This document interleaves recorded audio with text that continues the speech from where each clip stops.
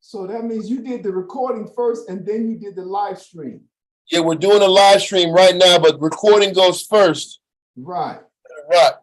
Okay. Not that it matters anything to me, brother. I ain't got no technology going on down here. Yes, brother. And I don't necessarily have to take no notes in this stuff, anything. So, all right, brothers, listen, so I can get started now? No, it's gonna be on this one. I'll wait. Yep. We're good. Okay. So I got a couple of questions, but I'm going to deal with one of them. We're going to go into an answer on one of them. Excuse me. The topic that we're going to go into is the issue of the fallen angels. But before we get started, I kind of want to just address a question that came in about potentially Genghis Khan being in the Bible. And let me say this, I'm not going to go as far as to say no. I can't say yes now. I'm going to explain it to you and I'm going to use another figure like that as an example. See, if I say no, you know what the old lessons go back to, right? The old lessons teach us about Moab, right? And the elders of the Moab of the Chinese, the Ammonites of the Japanese. And if you've noticed, with however long any of you've been studying with myself, I'm a Yetzirah could tell you for years, I ain't never taught nothing about the Moabites or the Ammonites, only because I don't have the proof that naysayers and that skeptics require. But that said, that's why I say I can't say no, because he's not going to be spoken of in particular. But the question that was posed was considering all the millions and the killing. Listen, and outside of the Edomite colonial empires, the Mongolian Empire at one point was the greatest landmass empire in the history of mankind, second to the combined Edomite empires, right? Colonial empire. So he wasn't no fucking, y'all forgive my French. He wasn't no like, I say that kingdom, that empire wasn't no small thing. But if the Chinese are the Moabites, it'll be found in that. And I'm gonna tell you why I say that. Because you don't hear, the Bible don't tell you about Hannibal either, but he tells you about his kingdom. So when you read all the scriptures that talk about the prince of Tyrus, the king of Tyrus, that's talking about the Carthaginian Empire, whose foundation was Tyre, Zidon, and Byblos, right there in Lebanon. And their empire expanded all the way from there to Spain. All right, they were the first, the Iberians. Okay, I shouldn't say the first, they were the Iberians. Let me put it like this. Before the Romans, during the time when the Romans weren't even a seafaring or a sea-warring nation, those were the Phoenicians. And everywhere the Phoenicians went, we sort of shared an occupied presence, just like when Solomon sent his fleet out of Ezion-Geber toward the east and Tarshish toward the west. Who operated his fleets? The Phoenicians, the Canaanites, Haran. Those were the cats that, they were some cold-ass navigators. So you read the scripture about the prince of Tyrus, the king of Tyrus, and it's talking about the fall of the Phoenician civilization.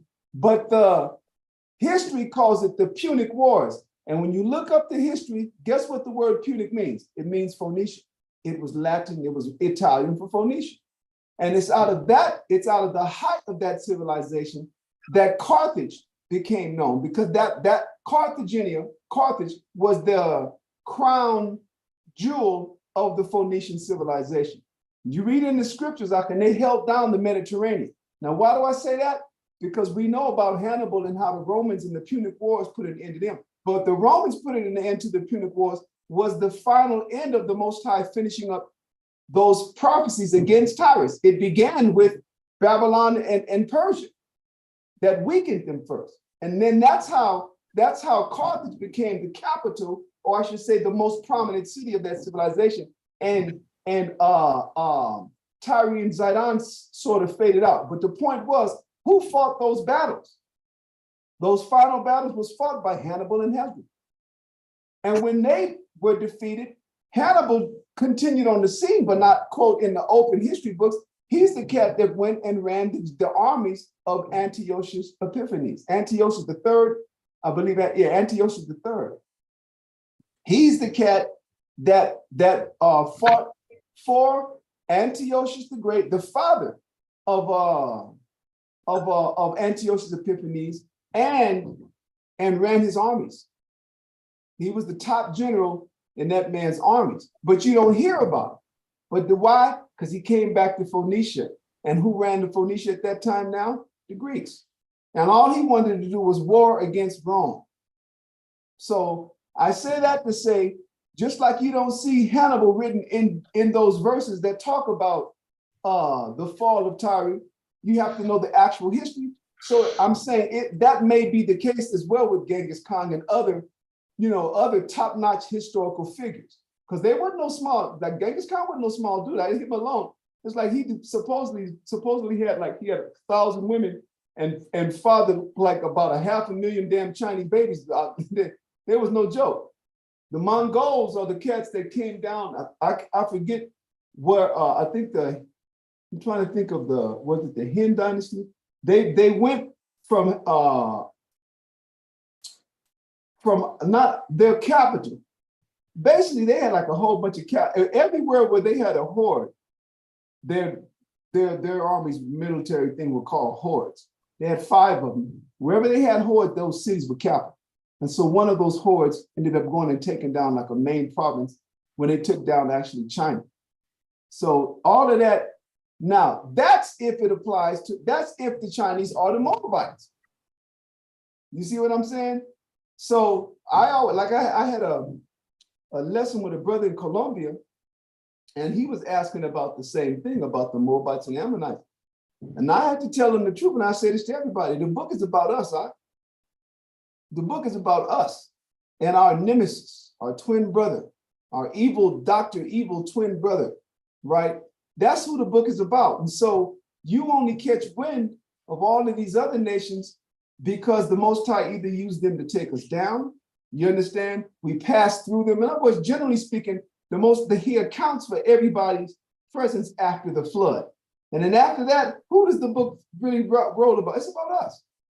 And then you'll go through certain prophecies where the Most High is prophesying against all the kingdoms on the earth, prophesying against Egypt, prophesying against Syria, prophesying against Moab, prophesying against Ammon. And you know what Moab was, right? The southeast, so to speak, actually directly to the east from Israel. Well, the scriptures tell you that when he was going to bring Babylon, the terrible of the nations, that he was going to move them and sell them farther east. So all the stuff that all the information that lets you know who the ancient peoples are, we don't have them because that's not where the Most High is directing our attention. But the fact that the kingdom that lied to the east of us, directly on the other side of the Jordan, they are prophesied to have been conquered. It tells you Ammon and Moab, and that they would be sold and end up farther east than where they were. So, but aside from that, I still can't go out and pull out any, you know what I mean? Any figure. Okay, so this issue with the fallen angels, this is what we're going to do. It's the fallen angels doctrine. I can actually say that is a doctrine of devils based on the misunderstanding of actual scriptures. And I'm going to give you the 4 basic scriptures that the misunderstanding is. All right. So the first one is going to be, let's deal with the 2 New Testament ones first. It's going to be Jude, right? Jude, 2 Peter, excuse me, y'all. I'm going to try to give it in some type of order. 2 Peter chapter 2, verses 1 through 11. But the actual the verse of focus is going to be verse 4. Then after 2 Peter chapter 2, verses 1 through 11, focusing on verse 4. We're going to do the whole thing, but I say focusing on verse 4 because that's where it talks about the angels that sin, all right?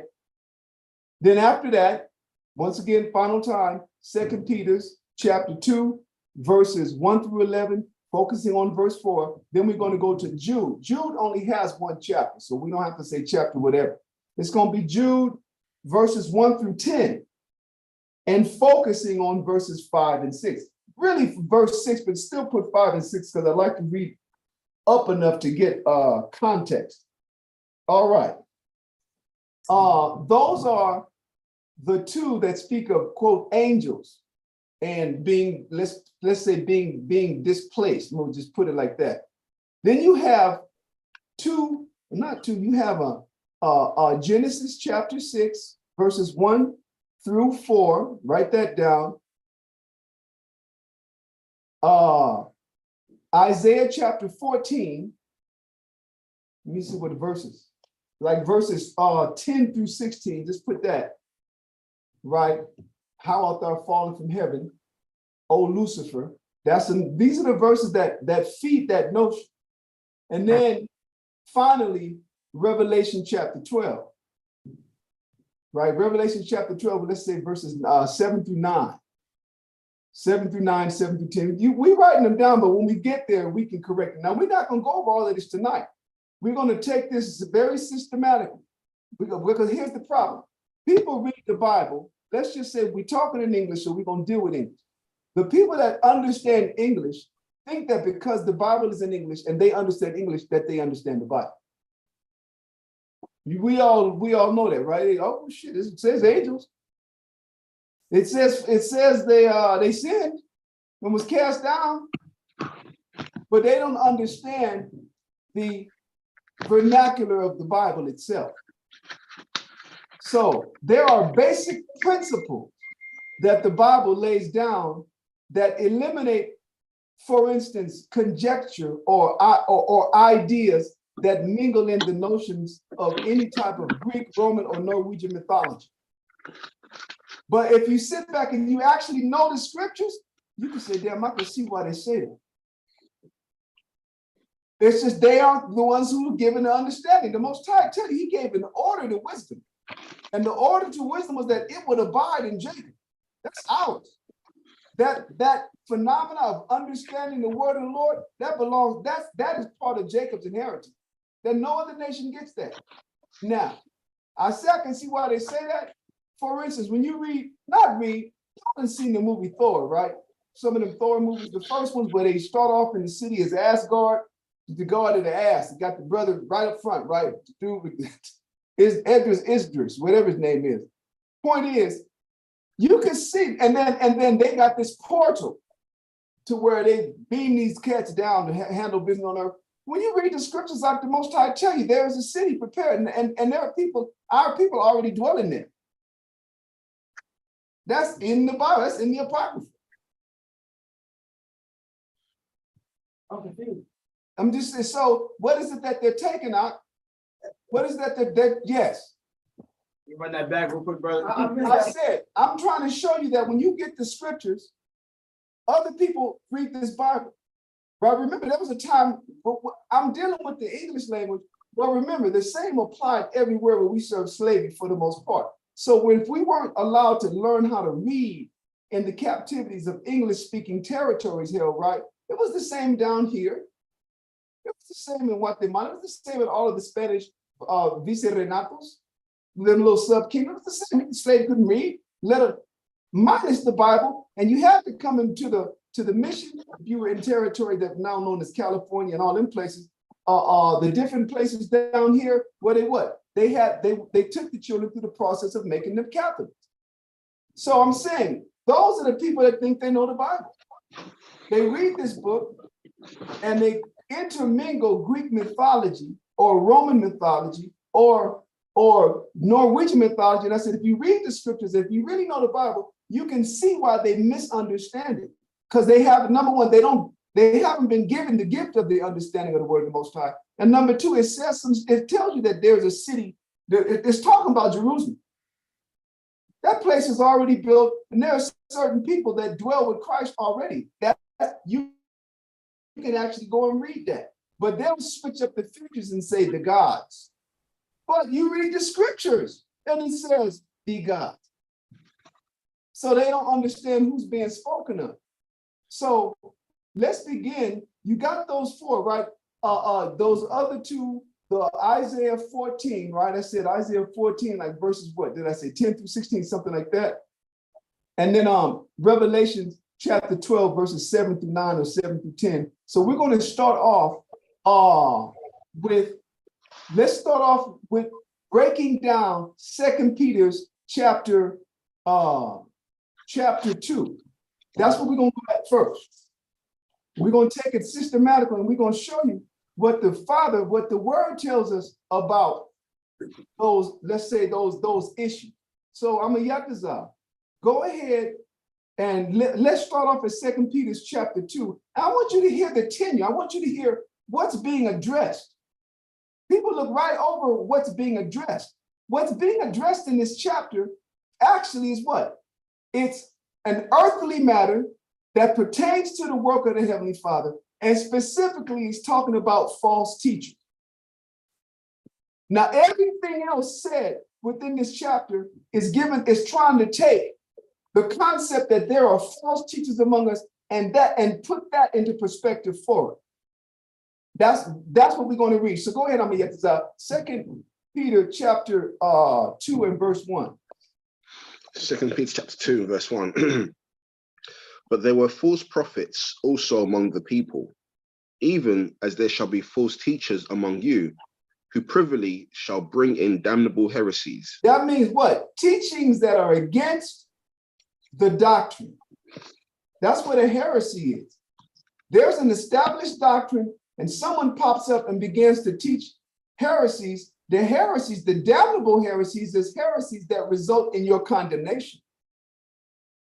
You got certain heresies that the Most High understands, developed behind misunderstanding the scriptures, not having submitted yourself, not having given yourself entirely to the process through which the Most High give you understanding. And so you end up making things up. This is what brothers do.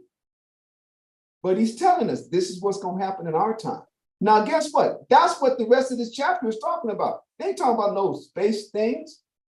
Or it's not even talking about anything, I'm going to use the term deep, right? That's the phrase that people will be trying to be. It's not talking about anything deep. It's talking about there are going to be false prophets, false teachers among you. Now, let me take the fact that there are going to be false teachers and help you to put that into perspective so you guys can know how to deal. That's what the rest of this chapter is about. Read on down. Even denying the Lord that bought them, and bring upon themselves swift destruction. So that's going to be the result of the people who would have formed these doctrines, these heresies. Like this cat that called himself a while back the Comforter. Hell, I mean, say this, and even a lot of our teachers that made reference to themselves being the apostles. People like the cowboy, you stepping on toes. I ain't trying to step on toes, but you know what? The scriptures say that everything that was written aforetime was written for our learning. And I'm saying that everything that happened 30 years ago before y'all's time is also for your learning. If I could read about how David slipped up with Bathsheba, and you guys could catch in the grapevine how I slipped up in California, then how come we can't? Why isn't all of that information available to us to grow by? So these things have happened in our time already. Independently, David is our king, and the Most High said he's going to be a prince and a king in the kingdom. I got the old teaching how he effed up. His F up is there for my what? For my benefit. It's like my F up is there for y'all benefit. And their F up, making reference to my elders, the ones that did, is there for my benefit. That's how I don't make those mistakes. I see the end of what happened. So once again, who is this talking about? It's talking about, first of all, the lesson is directed to activity within the realm of the work of the Most High, men on earth. Now he's specifying. It ain't talking about the women. It ain't talking about, it's talking about teaching. Read on down, like next verse, verse 2. Verse 2.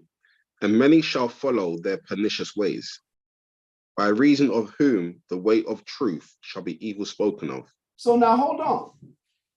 Y'all see, did you guys ever see the massive congregations and those convocations that the Comforter used to have? But it was amazing. If Christ had the kingdom next day, shit, the kingdom was already full. That's how many people this dude had. But it's through what he did that people speak evil of the truth now. That's what that verse is telling us. And many shall follow their pernicious way. That means they're going to get large following. So hint. Don't be putting all the focus in on how many people you got in your congregation. The Most High, you know, you got to hint. You got to do like the Wayans brothers. Clue, hint. You know, the movies they be having and stuff.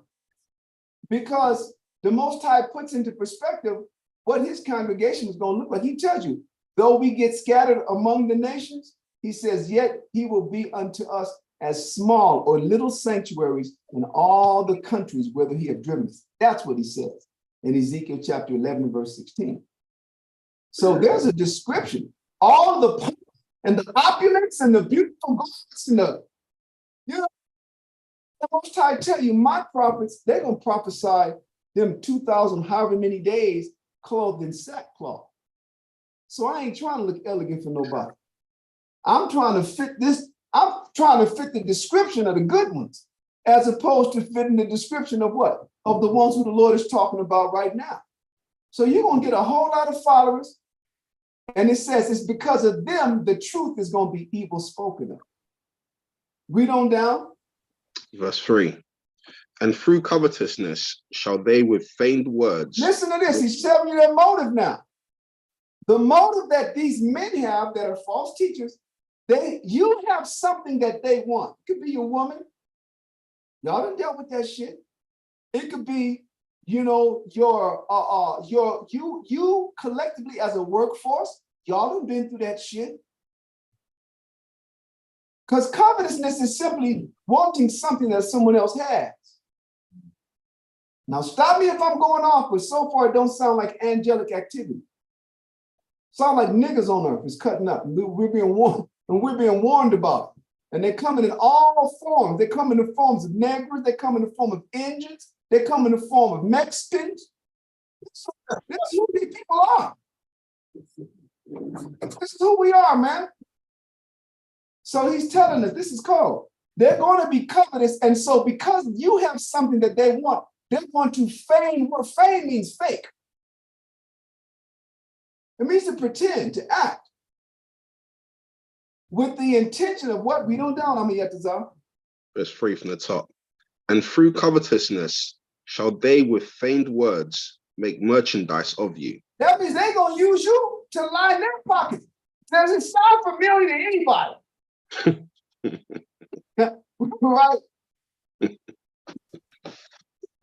It's already. You've been cleaned up from having lived this. That's the reality of it. Now, these are them fallen angels. So far, we're reading what kind of shit fallen angels do. You're going to see it.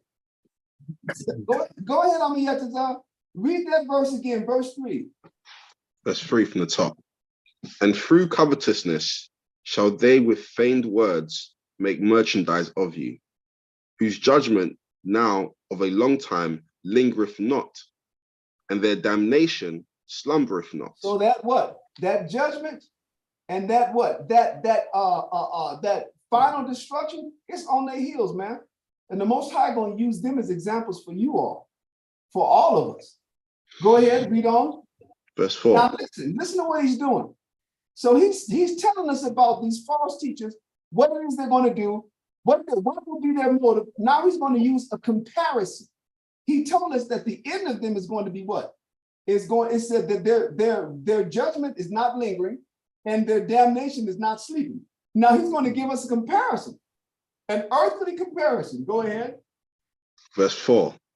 For if the Most High spared not the angels that sinned, but cast them down to hell and delivered them into chains of darkness to be reserved unto judgment. Stop. Now, this is where we're going to stop. No, read verse 5. Go ahead. Verse 5. And spared not the old world, but saved Noah, the 8th person, a preacher of righteousness, bringing in the flood upon the world of the ungodly. You know what he's doing? He's giving us a history from their time of how the Most High judged our people in other periods of time. And he's starting off with when the Most High judged us from the beginning. I'm gonna prove that. When he said the angels, he's talking about Adam. You guys don't know who and how Adam was, huh? But Adam was angelic. I'm gonna show you that. When the Most High made Adam, Adam was not supposed to die. He was immortal. Who the hell else could talk to all the animals? Who the hell else could name everything that is? You know the Most High made all this stuff and had Adam just name them. Why'd you come up with them words? What sounds? How'd you stop? How'd you not end up repeating all of these sounds, right? Repetition sound. No, I said that story. Hold on, we're gonna call you how come he didn't go through that? This dude was godly, and I'm gonna prove that. So this is what we're gonna show you. Let's start off when you read verse 6 and turning cities of Sodom and Gomorrah. As he comes down, all he's showing us is he's saying, just like the Most High punished Adam, just like he destroyed the world, just like he destroyed Sodom and Gomorrah, these guys that are doing this now is going to happen. But people misunderstand because it said angels. Well, he's telling us what Adam was, and I'm going to prove it. So let's start off by putting it into a perspective. What are the angels accused of in verse 4 of having done, Elisha? Sinning. All right. So we got to kill that lie. The first thing you got to do is go and define what sin is. You can't just go by what people say. You can't go by the fables that they taught us in Sunday school. You got to go to 1 John chapter 3 and verse 4, and it's going to give us the definition of sin. Then we got to show you, well, wait a minute, the angels wasn't under that type of regimen. That regimen wasn't even made for angels, the heavenly. Read, read 1 John chapter 3 and verse 4. Right, that's the definition of sin. 1 John chapter 3, verse 4. Whosoever committeth sin, transgressive also the law. For sin is the transgression of the law. So hold on, now don't go nowhere. Let's take that and let's superimpose that definition over the word sin in 2 Peter chapter 2 and verse 4. It says, for if the Most High spared not the angels that transgressed the law, why am I doing that? Because that's what sin is. People think they know what sin is. Oh man, I grabbed old girl on the butt. Well, maybe you was sinning, but what was it that made it sin? It's that she wasn't your woman. Ain't no law against grabbing a woman on the butt if she's yours. You can't grab no woman on the butt that ain't yours, even if she is single. So you got to know the laws. Now I'm going to show you. Read that verse one more time, Mama Yetazar. Verse 4. Okay. Verse 4. Whosoever committeth sin, transgressive also the law. For sin is the transgression of the law. Now I'm going to read 2 Peter chapter 4. And once again, I'm going to superimpose the definition of sin over the word sin in 2 Peter chapter 2 and verse 4. So once again, for if the Most High spared not the angels that transgressed the law, but cast them down in law. Now, here's the next phase. All right, listen, we're not going to even get that. We're going to stay right there at that comma. For if the Most High spared not the angels that sinned. We probably won't get beyond that phrase tonight. I'm going to prove it to you. So if sin is transgressing the law, then wait a minute. Who was the law made for? The law wasn't made for angels. Well, you got to go for that one, y'all. You got to go to, was it Timothy? 1 Timothy. Go to 1 Timothy chapter 1, verse 9 and 10. Then we're going to give you some case studies to prove it. 1 Timothy chapter 1. And verse 9 and 10. Verse 9. Knowing this, that the law is not made for a righteous man. Hold on. If the law is not even made for a righteous man, then how the hell could it be made for an angel? Who is the law made for? Read it from the top again. Knowing this, that the law is not made for a righteous man, but for the lawless and disobedient, for the ungodly and for sinners, for unholy and i.e. niggers, Indians, and Mexicans. That's who the law was made for, y'all. If you can't swallow yourself, right? Swallow your We are those people. I expect the Most High said we're gonna be called bywords and proverbs. Why? Because we sin. So people ain't gonna recognize you by Judah and Issachar and Gad and Ephraim and Levi. No, they gonna call you niggers, nigglets, they're your kids. That's what they do, man. Beaners. Remember that back in California? They call the brothers beaners. They call the brothers in the reservation ferry niggas. Right? Literally. The brothers in the Puerto Rico, Cuba, Dominican Republic, they say niggas that can swim. Because the ones in America can't. Right? We don't even go in the water and shit when we get to the beach, just there to check the hold up. That's the reality of it. So when I use these phrases, I hope y'all ain't get bent out of the hell shape because it's describing us. He's telling you the law was not made even for righteous men. So why did Adam get the law? Because he wasn't righteous. He was just what? He was just new. That's all. I'm gonna prove it. I ain't cop said some niggas. You doing what it said in verse 2. Those are heresies, right? Verse 1, no, it's not. So first we're showing you that when the Most High, let's say, came up with the law, it wasn't even for righteous men, it was for evil men. Read that verse again, 9 and 10. 1 Timothy chapter 1, verse 9. Knowing this, that the law is not made for a righteous man, but for the lawless and disobedient. Yeah, Pookie and J-Rock, and all of them cats that we used to hang out with and grew up with.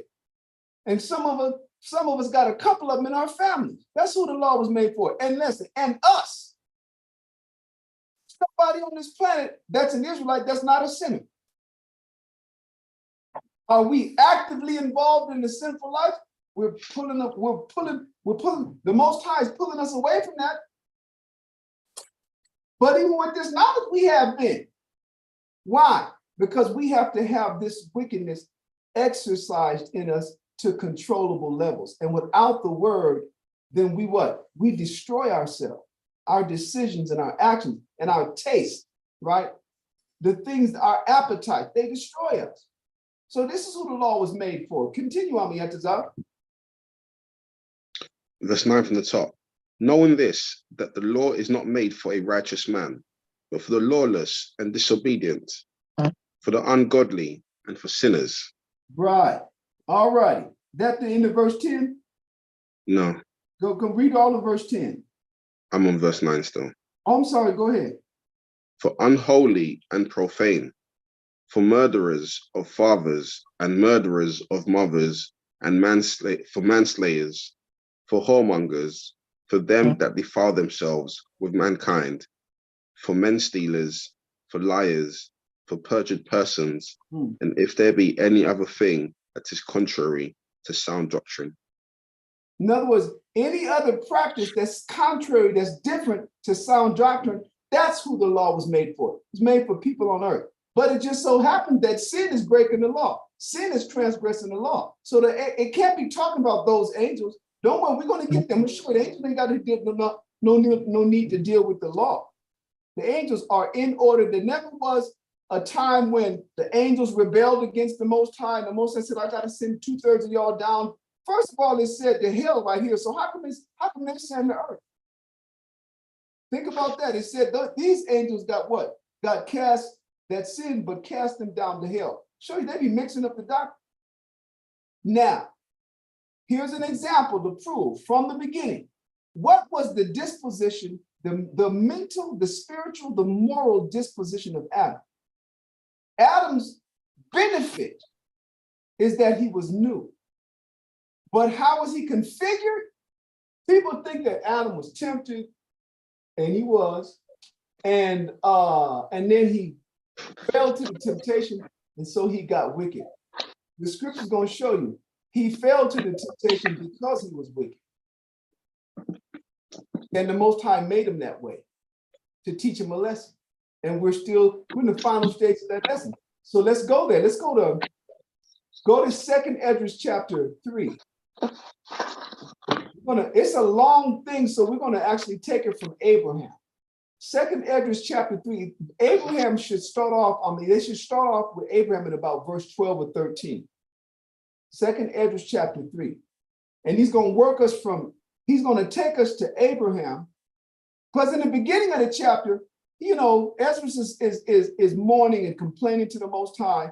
And then he starts going down our history. And he tells you that the Most High created Adam, led him into paradise, gave him an order, a way to live, and that he broke that way. But I want to pick it up from, because he's going to reiterate with more detail if we pick it up in verse 13. Go ahead, Ak. 2 Ezra chapter 3, verse 13. Now when they lived so wickedly before thee, thou didst choose thee a man from among them, whose name was Abraham. Him thou lovest, and unto him only thou showest thy will, and madest an everlasting covenant with him, promising him that thou wouldest never forsake his seed. Right. So we're talking about Genesis chapter 12 through Genesis, you know, those through, let's say Genesis chapter 12 through Genesis chapter 15. That's where the covenant, that's Abraham is actually called in chapter 12. And by the time we get to the end of chapter 15, the Most High says, this day the Most High made a covenant with Abraham. That's what that verse covers, that information. Genesis chapters 12 through chapters 15. Go ahead. Verse 16. And unto him thou gavest Isaac, and unto Isaac also thou gavest Jacob and Esau. So Isaac is born in Genesis chapter 21. Jacob and Esau are born in Genesis chapter 25. Go ahead. As for Jacob, thou didst choose him to thee and put by Esau. And so Jacob became a great multitude. So that means what? Between Genesis chapter, between the end of chapter 25 and all of chapter 27, Esau is completely rejected. Why do I say those chapters? Because at the end of chapter 25, Esau sells his birthright. And at the entire chapter of 27, it deals with Rebecca and Jacob getting that birthright, getting the blessing. So that was the process. That was the process through which the Most High actually eliminated Esau. Listen, when you read Josephus, the Most High's Jacob have found out that Joseph is still alive and that he holds a powerful position in Egypt. Jacob goes and heads down and he stops off at a place, I think it was Beersheba, and he's praying, and the Most High comes to him and said, go down to Egypt, man. Don't you worry. Don't be afraid. He said, listen, I've had your back. I've been with you the whole time. He said, when your father thought to not give you that birthright, he said, who was it that saw to it that you got the birthright or that you got the blessing? That when you read that in Josephus, it's the Most High recognizes that it was him working through Rebecca to deceive Isaac. And he said, I did that so that your father didn't end up giving you away your kingdom. So go down to Egypt. You're going to be a great nation and I'm going to make you great. That's because Jacob didn't want to go, because he said, if Joseph got it that good, he said, my seed, he was literally worried that his seed, his descendants, would have it so good in Egypt that that they wouldn't want to come back and take the land that the Most High promised to them.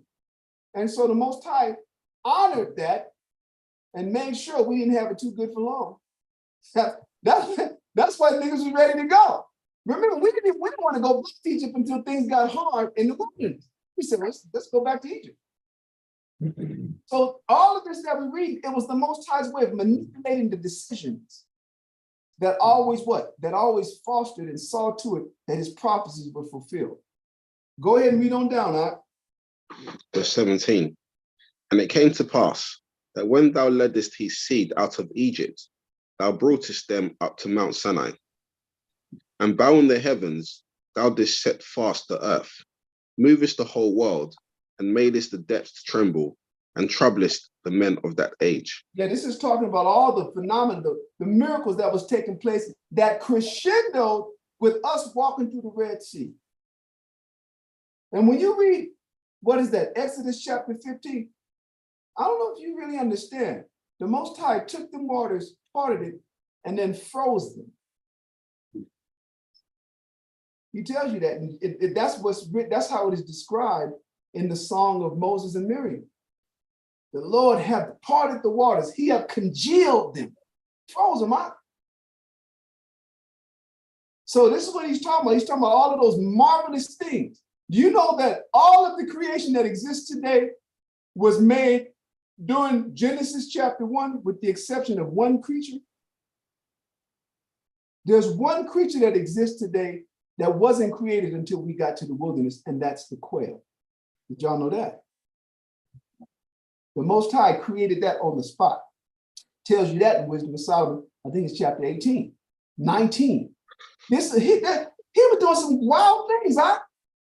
Did you know that when that water ran down, it ran down with enough to feed, remember, all of our cattle? The men of the age of arming was 600,000, which easily puts the men of not of the age of war, whether they're too young or too old, and all of the women of any age, that easily put us at 1.5 to 2.5 million people up. And the Most High drew water out to feed all those people, a river plus the cattle out of a rock. And that rock still stands today. Y'all seen images of that, right? With that big old cleft in it.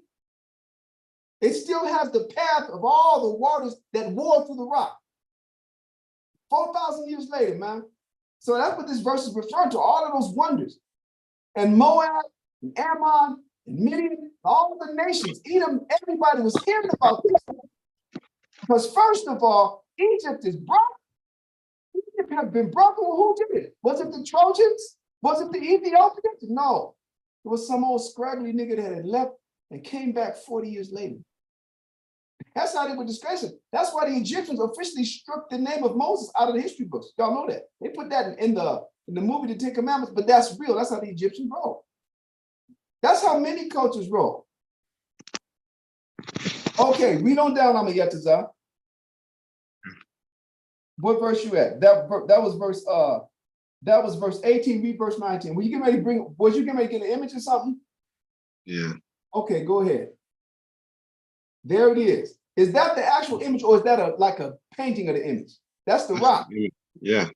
Just check this out. And that rock was solid until Moses hit it. And that's where the water came from. It literally just came from that little split. Amazing. Okay, thank you, brother. Sure. Verse 19 of 2nd Ezra, chapter 3. And thy glory went through 4 gates of fire and of earthquake and of wind and of cold, that thou mightest give the law unto the seed of Jacob. Whoa, hold on. Who was the law given to? The seed of Jacob. Now, we already read in 1 Timothy chapter 1. What state were we in then? Lawless. We were lawless. Clearly, because we just now got it. And been breaking it ever since. But that's not the first time we broke it. And it's going to explain as we read down why we constantly been breaking this law. Go ahead. 19. And thy glory went through 4 gates of fire and of earthquake and of wind and of cold, that thou mightest give the law unto the seed of Jacob, and diligence unto the generation of Israel. Now listen to this. Go ahead. Verse 20. And yet tookest thou not away from them a wicked heart, that thy law might bring forth fruit in them. So he gave us the laws, but he left. It said that he didn't take away the wicked heart. You guys know the wicked heart means the wicked mind. Not talking about the muscle in your chest that impulses blood, your circulatory system. It's talking about your mind, your conscience. He didn't take our evil disposition away. Well, wait a minute, how did we get it in the first place? Read on down. Verse 21. For the first Adam, bearing a wicked heart, transgressed. Why did Adam transgress? Because he was bearing a wicked heart. Yeah, he had a wicked heart. It's not the other way around. He didn't get wicked. Then the Most High made him like that so that he could fall. So that I'm going to show you something. We're not going to get off the lesson, but I want to put this into perspective. Go to Genesis chapter 1 and verse 26.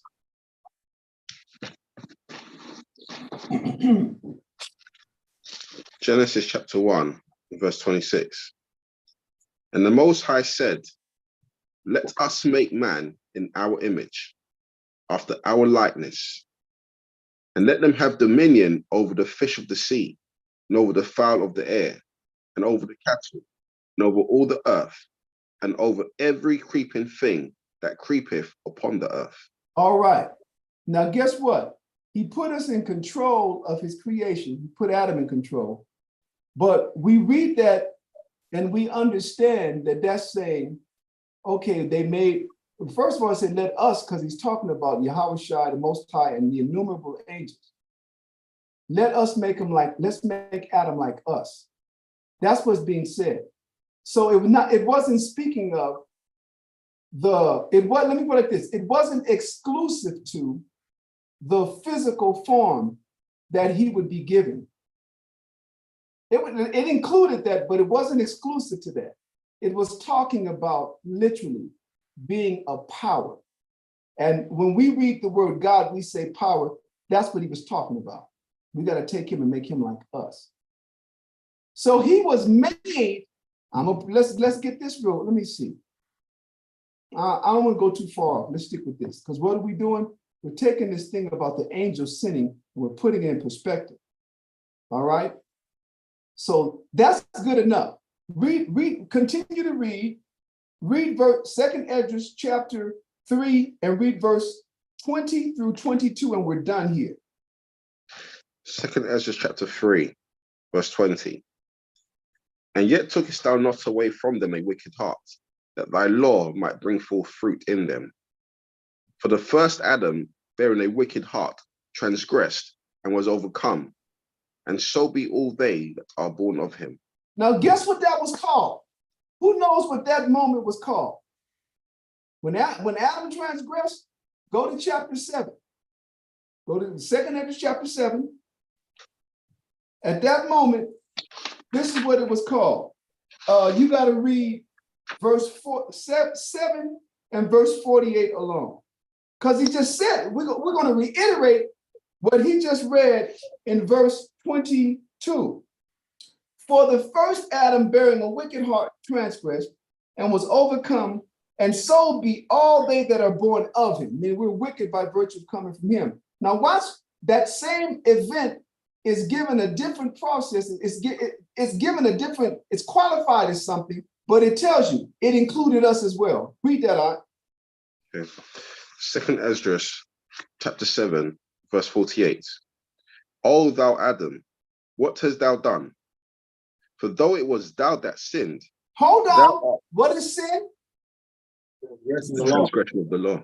All right. So although it was thou that transgressed the law, go ahead. O thou Adam, what hast thou done? For though it was thou that sinned, thou art not fallen alone, but we all that come of thee. Those are the fallen angels. We ain't done yet though, because we got to show you. Matter of fact, let me see. This is what we'll do.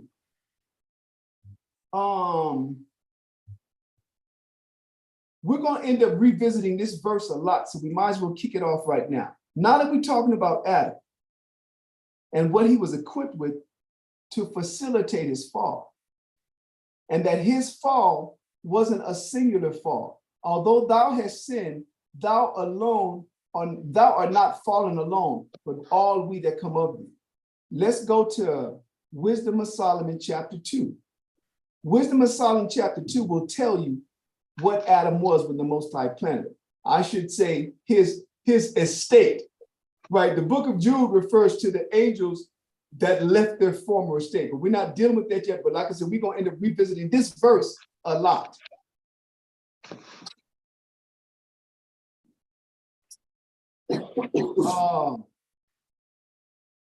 The last two verses I'm going to is Wisdom of Solomon chapter 2. What is it, 22 and 23 or 23 and 24? 23 and 24. Okay, read that. Wisdom of Solomon chapter 2 and verse 23. For the Most High created man to be immortal. Hold on. Oh. Created man to be what? Immortal.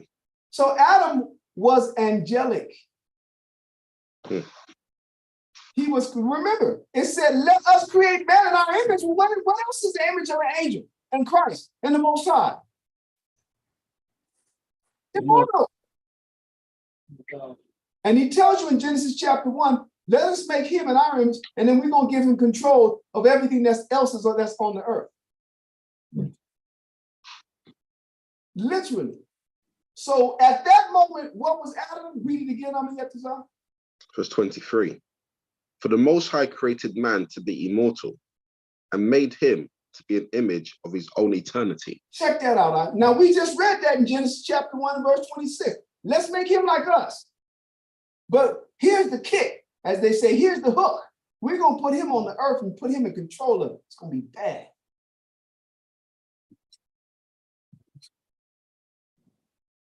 That's what it was, man. Now, what did we just read in 2nd Ezra chapter 7, verse 48? That when Adam sinned, what did he do? He fell. That was the fall. That angelic soul, and everybody that came of him, fall. They fell. And I'm going to show you, we'll deal with it. When it says, like I said, we're going to take it precept for precept, literally line upon line. I just wanted to show you, in order for us to really understand what it's telling us in that verse, you got to go through all of that. You got to define what sin is. Just like you ever see that when Clinton was being impeached behind Monica Lewinsky, right? That big ass white woman that he was playing around in the White House. And there was something they asked him, right? Listen, is this the dress that she was wearing? Something like that. And he goes, define is. Evil shit. But in this instance, you have to ask that question, define sin. Define sin. And you can't go by what no one says. You have to go by what the Heavenly Father tells us sin is. So if sin is transgression of the law, right? Who received the law? Adam. We just know. It didn't say Adam received the law, but we just read in chapter 7 and verse 48 that Adam sinned.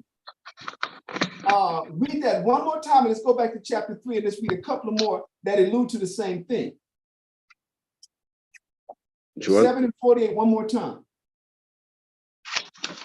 2nd Ezra chapter 7, verse 48. O thou Adam, what hast thou done? For though it was thou that sinned, thou art not fallen alone, but we all that come of thee. Right. So although you were the one who transgressed the law, everybody else, because of you, along with you, have fallen. Now, before that moment, we read we're going to read Wisdom of Solomon chapter 2 and verse 23 again. What was Adam? He was immortal. He was literally, what does it say? I don't want to butcher it. I don't want to paraphrase, so I want to read it again. I'm going to get to Wisdom of Solomon chapter 2, verse 23. He was a reflection of the Most High's eternity. He was immortal. Eve was immortal. And that's why the Most High appointed in us death. And the death is talking about two types of deaths. One of them you only happen once, and the other ones it happened as often as the Most High bring you back in the world and take you out again. The first form of death was the Most High severed us from him. He severed us from, when I say him, he severed us from being in that image. And little by little, we went what? Diminishing and waning. In age, you read chapter 3, chapter 4, and chapter 5. You reach out, it's 4 or 5 of secondaries, we went diminishing, it says, in stature. It's not talking about height only. It's talking about all of our capacities, our intellectual capacity, our scientific capacity, our moral capacity, our, the courage, all of those positive things, we've just been diminishing. Where men are running around here having sex with men now of our nation. Like a little damn, you can't call them animals because animals, that's not their culture. Animals be like, why do we keep getting the raw rap? Every time this nigga do something, they call them us, right? Poor animals. I ain't never slept with balls. Animals be like, why us? We don't sell drugs to our little monkey kin folks, right? The little monkeys don't do that. He saw say you monkey, monkeys don't do that. You got to come up with a new name to describe sin sinful Israelites. But that's how we've been diminishing. We diminish to the point now where what? Where we kill our own children. Either the women will go off, sometimes, many times, the father won't even know that she was pregnant. Or he'll be like, I ain't ready for that. She couldn't get this nigga to pay French fries at the movies, right? Niggas going Dutch all the time, but when it came to that question, he came out of his pocket for it. Because that's how much we've diminished to the point where we don't even honor our own seed. We're self-destructive, right? And that's what the fall entailed. All of those are examples of how we have fallen and declined and diminished. In other words, in the sense that we were cut off from the Most High, we died. That's death. Yeah.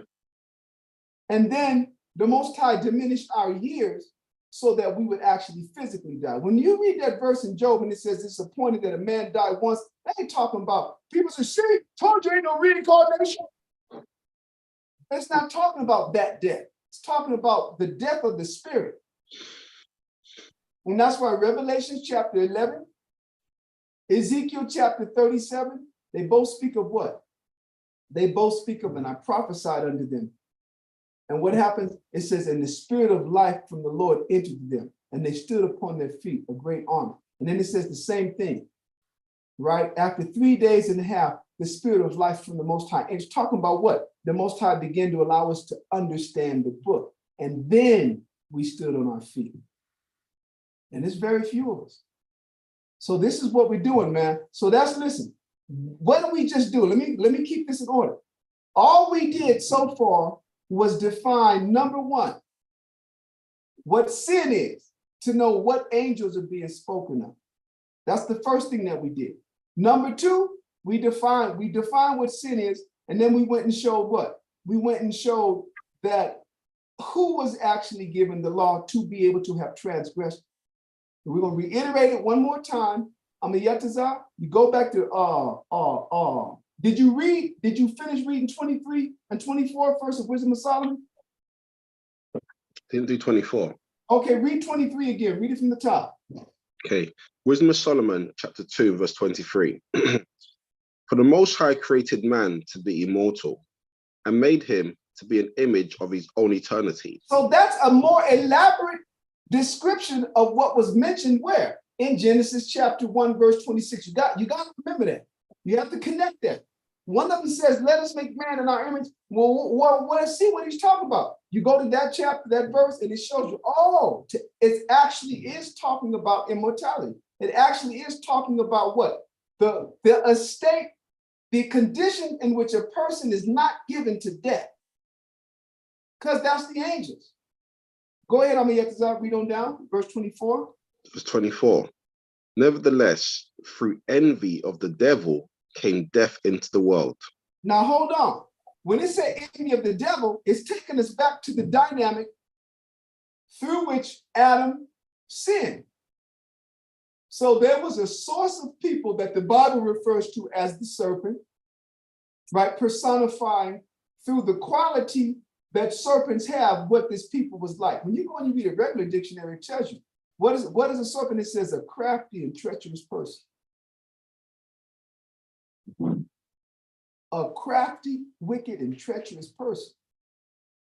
We know the snakes and all that type of stuff, right? But why even that? Listen, and then another quality of snakes is that anybody ever heard of old folk say something happened and they didn't see something and they caught them by surprise and they say, had it been a snake, it would have been.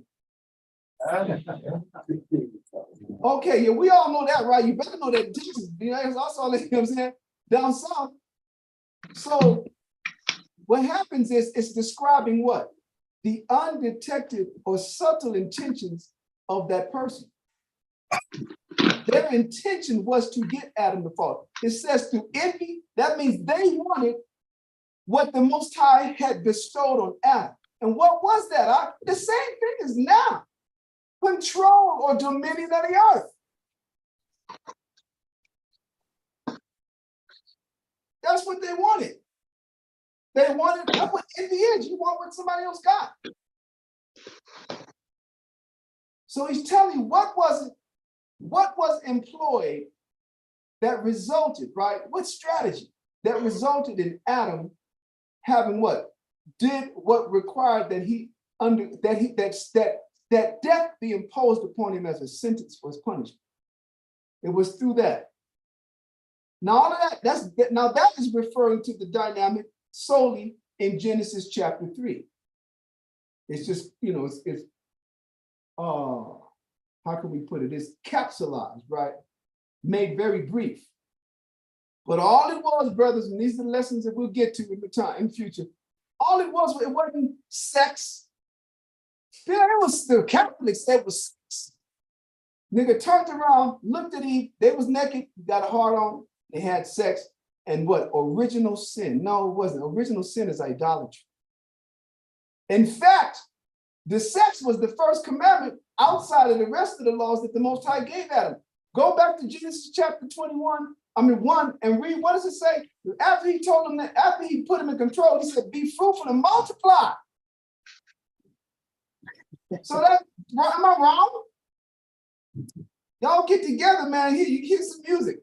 As a matter of fact, I'm producing you guys some people that's gonna make you want to do it, right? It's gonna be cats like Marvin Gaye, Luther Vandross, all of R. Kelly back. I'm gonna have to put the reins on R. Kelly because R. Kelly have you dealing with kids.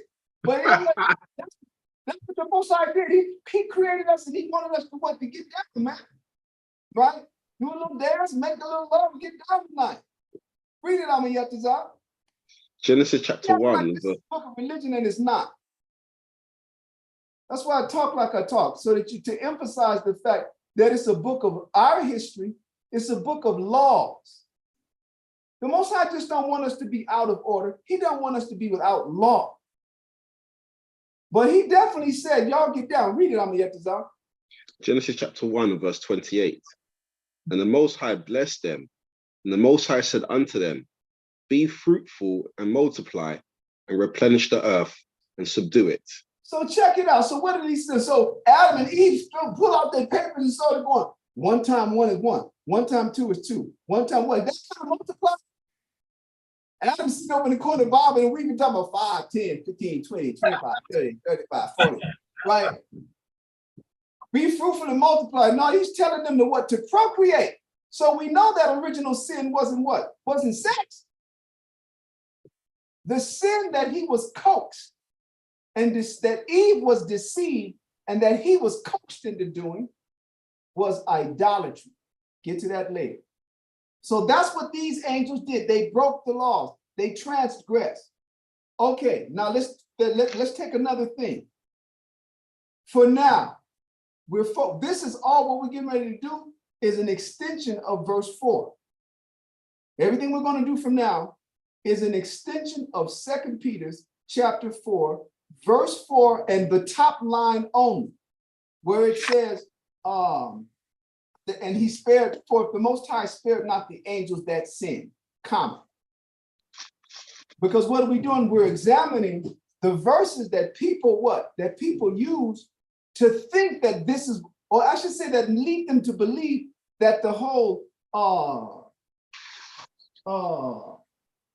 fallen angels, Nephilim thing, right? Has anyone ever looked in your concordance and looked up the term Nephilim? You know what it says? It says sea giant. So why did the nigga just say giant? Who put that? You know why it said Nephilim, sea giants? Because the word Nephilim is not in the Bible. Oh man, you see it? Go, somebody get it. Unless you got one of them newfangled concordances. They put it out like it's in the Bible. Yeah. Go look. You're gonna find the word Nephilim. I want one in paper. What you got? Because you could do anything digitally. What you got, Eliashai? Well, on the Google it says in Genesis. I ain't even dealing with Google. Listen, who got the Strongs? No, you have a chance. I'm not messing with you. Go ahead, look at that. I'll say that because Google is saying that in Genesis 6:4, instead of it saying it says a Nephilim, so it actually identifies the Bible Nephilim. Nephilim wasn't in the. But I'm trying to show you. You got to get the Bible and the word that Esau uses. That word Nephilim. See, Google is Google some shit like by Esau, whoever. I don't know Chinese people. I don't know who created Google. Y'all know that. But you can put anything in there. It's like Wikipedia. If I go and find me on Wikipedia, I don't like you. I get you got a nigga 6'5", you got green eyes, curly hair, right? You know, you can't go. You have to go by these old.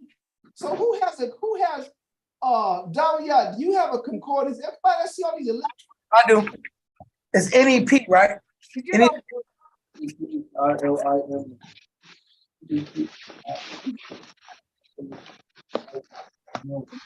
they call them? The electronic devices.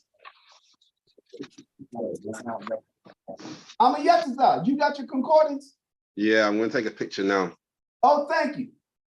Look at what it says, because you're not going to see this. And listen, and this goes to show you that even in the realm of reference, companies that produce biblical references, that the lies made it in.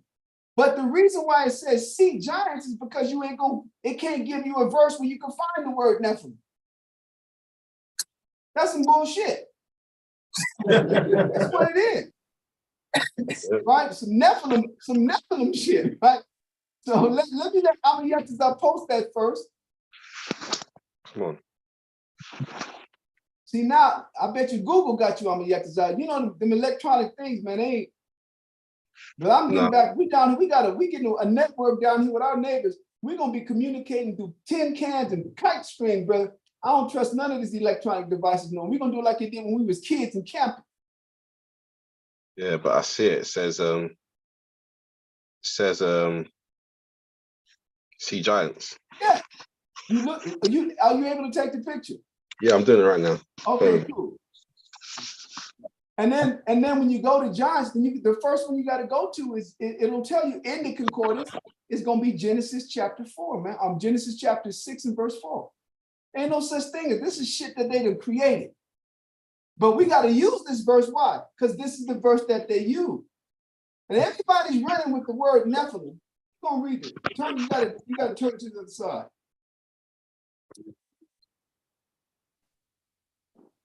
See it? No, you got it all sideways. I got my neck is all hurt. No, ain't no joke. I can't move up. You see me doing this the whole night. Move my whole shoulders. Hold on. What do I take it? What do you call it? The thing is not vertical or horizontal. All right. Give me a sec. Nephews. Yeah, Nephilim. Sea giants. Hear that? But if I wanted giants, I would have went to giants. There you go. Thank you, brother.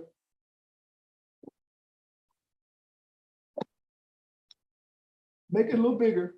Thank you. You see that, y'all? So they can't give you a verse. Now, hold on. Make it smaller so you can see nephew. Let's see what it says with nephew. Oh, nephew gives you two passages, and then it tells you could go to Judges and 1 Timothy, whatever. The one after that, Nephish, right? See Nephish, but then after you see Nephish, it gives you 1 Chronicles chapter 5:19. Nephisism, right? It tells you to see Nephis, and then it gives you what? Nehemiah chapter 7. So how come it can't do that with Nephis? Because it's not in there. Now let's go read about it. Thank you, brother. So let's go, and this is the next one we're going to go to. We're going to Genesis chapter 6, verses 1 through 4. That was it. This is going to, now I have to talk with a war, and an idea that I came up with, because it's lengthy, and that you really have to dive in it and pull it apart, almost like people like to say reverse engineer it, which is what we're actually doing with the scriptures. And so I'll probably be here with you guys again next Friday as well, and then take a Friday off so that you guys can do your Friday thing and then come back again. Because all of these verses, we got to listen. Remember, all we're dealing with so far is 2 Peter chapter 2 and verse 4. And all of this is what goes into that. So now we're going to go to Genesis chapter 6. And now, why do we say that? Because according to the Lord, as legend has it, right, that the Nephilim, which word you can't find in the Bible, I'll remind you, that this verse is supposedly talking about angels who came down and had sex with women and produced giants. Because it's called, Yeah, they, brother. they make it crazier when they start going into these, like, I'm pretty sure you know about it, those different books and stuff, and then they go into the Listen, that's why I don't deal with them. crazy. They look What they're trying to do, our people are trying to be as smart or as what they feel is informed as all of these other nations to whom the Most High did not reveal his word. Remember this, y'all. The Most High only revealed his word to us. And although he took it from us, you can read the scriptures, mean he closed our eyes to it, but he never completely closed all of our people's eyes. That's why there've always been people. Just listen, we're not. I guess sometimes we think that that our captivity is kind of singular in the sense that no one knew the truth. We was in Egypt, brother. You know the people had expected. You know who knew Moses was going to be the deliverer when you read the Josephus? Moses' father and mother. The Most High gave him that for hide Moses. He said, "You guys was courageous. I'm gonna make your son great, and he's gonna do great things." His brother, the Most High told him that. He said, "I'm gonna use him to shake up and destroy Egypt." He did that to Amram and Joshua as a reward for having been faithful. All you gotta do is see. That's the book we can get it. That's you guys are into that. Y'all, you guys have your readings, right? That and you do your biblical reading, and then you do your parallel reading in the Josephus, right? To kind of get detailed. That's what you're supposed to do. The scriptures tell you in the book of Proverbs, drink waters out of thine own cistern. That means the water is the information, like Christ said, but the cistern is the container in which the water is held. You're supposed to read books that only pertain to you, man. And it says, then let your waters be drawn or flow to other people. We're supposed to, not the other way around. So go ahead, yet is our chapter.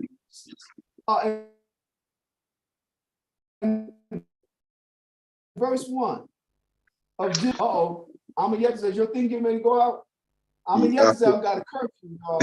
I think this woman gonna pull out the internet plug real quick. Even got Genesis, the out. I thought it was you, but it's true. Normally when that happens, it's mine. No, it was you, man. Maybe it was me. I don't know. Maybe I'm sitting up here talking.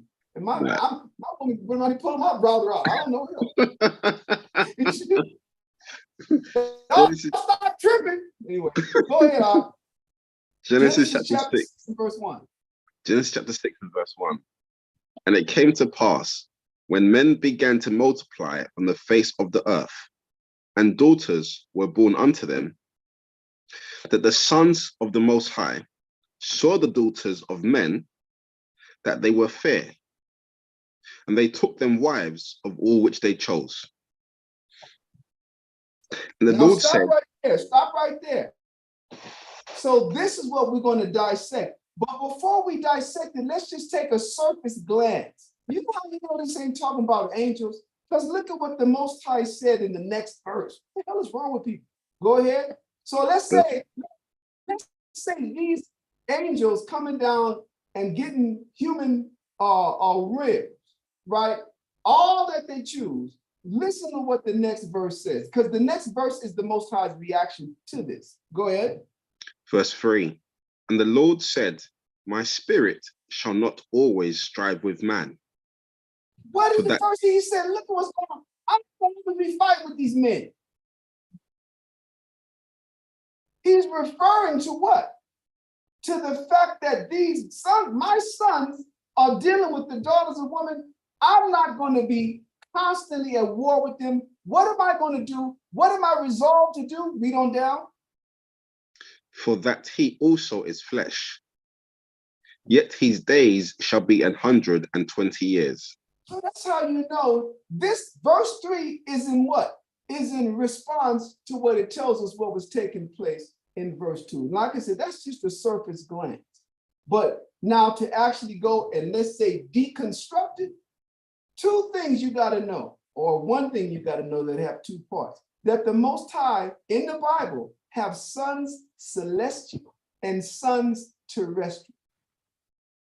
The celestial sons are literally angelic beings.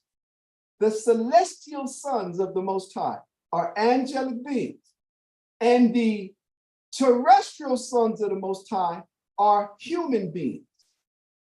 Now, what are we going to do? We're going to go and read a little bit about these angelic beings. Now, in this reading, we're going to find out that they do not sin, that there was never a day when those sons revolted against the Most High. And one guy that used to lead the choir named Lucifer said, come on, who's me? Who's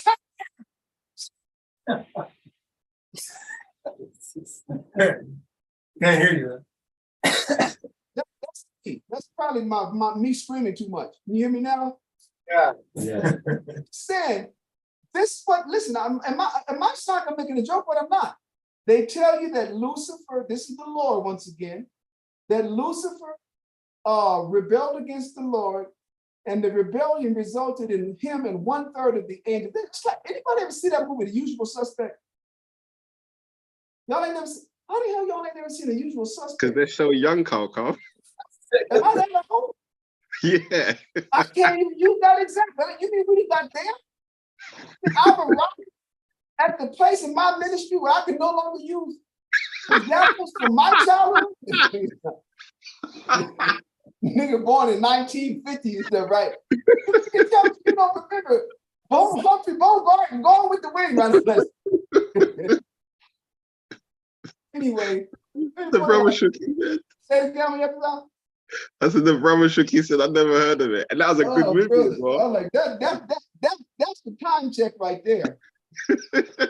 But the next thing I'll know, I'll be having y'all send me bottles of Geritol, Metamucil, right? Get my what do you call it? Get my regularity back down, packed together. Are you irregular? Right. Anyway, well, the point I'm making is in that movie, a series of crimes is committed, and the person that is being questioned have put together an elaborate story that results in his release.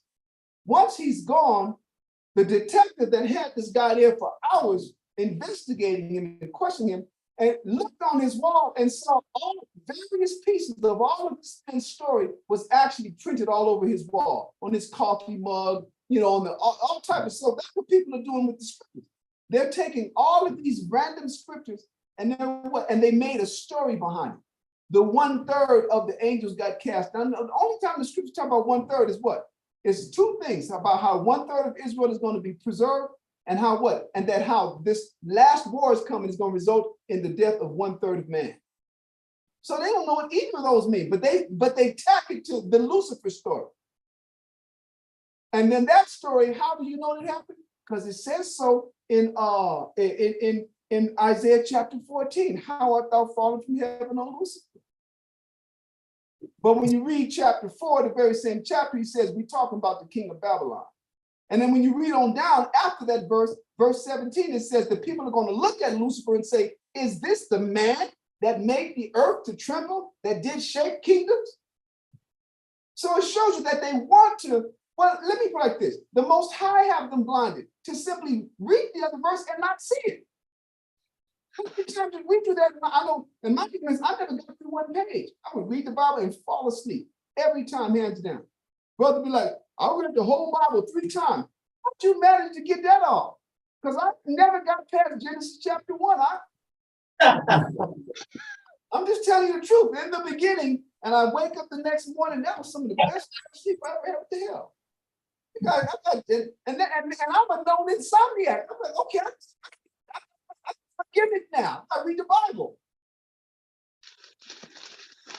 Never got past it. So you got people, that's the Most High got blinders on. Now, we're going to go into the celestial sons of the Most High, starting with him giving us a little bit of information on creating them. So go to 2nd Ezra chapter 6.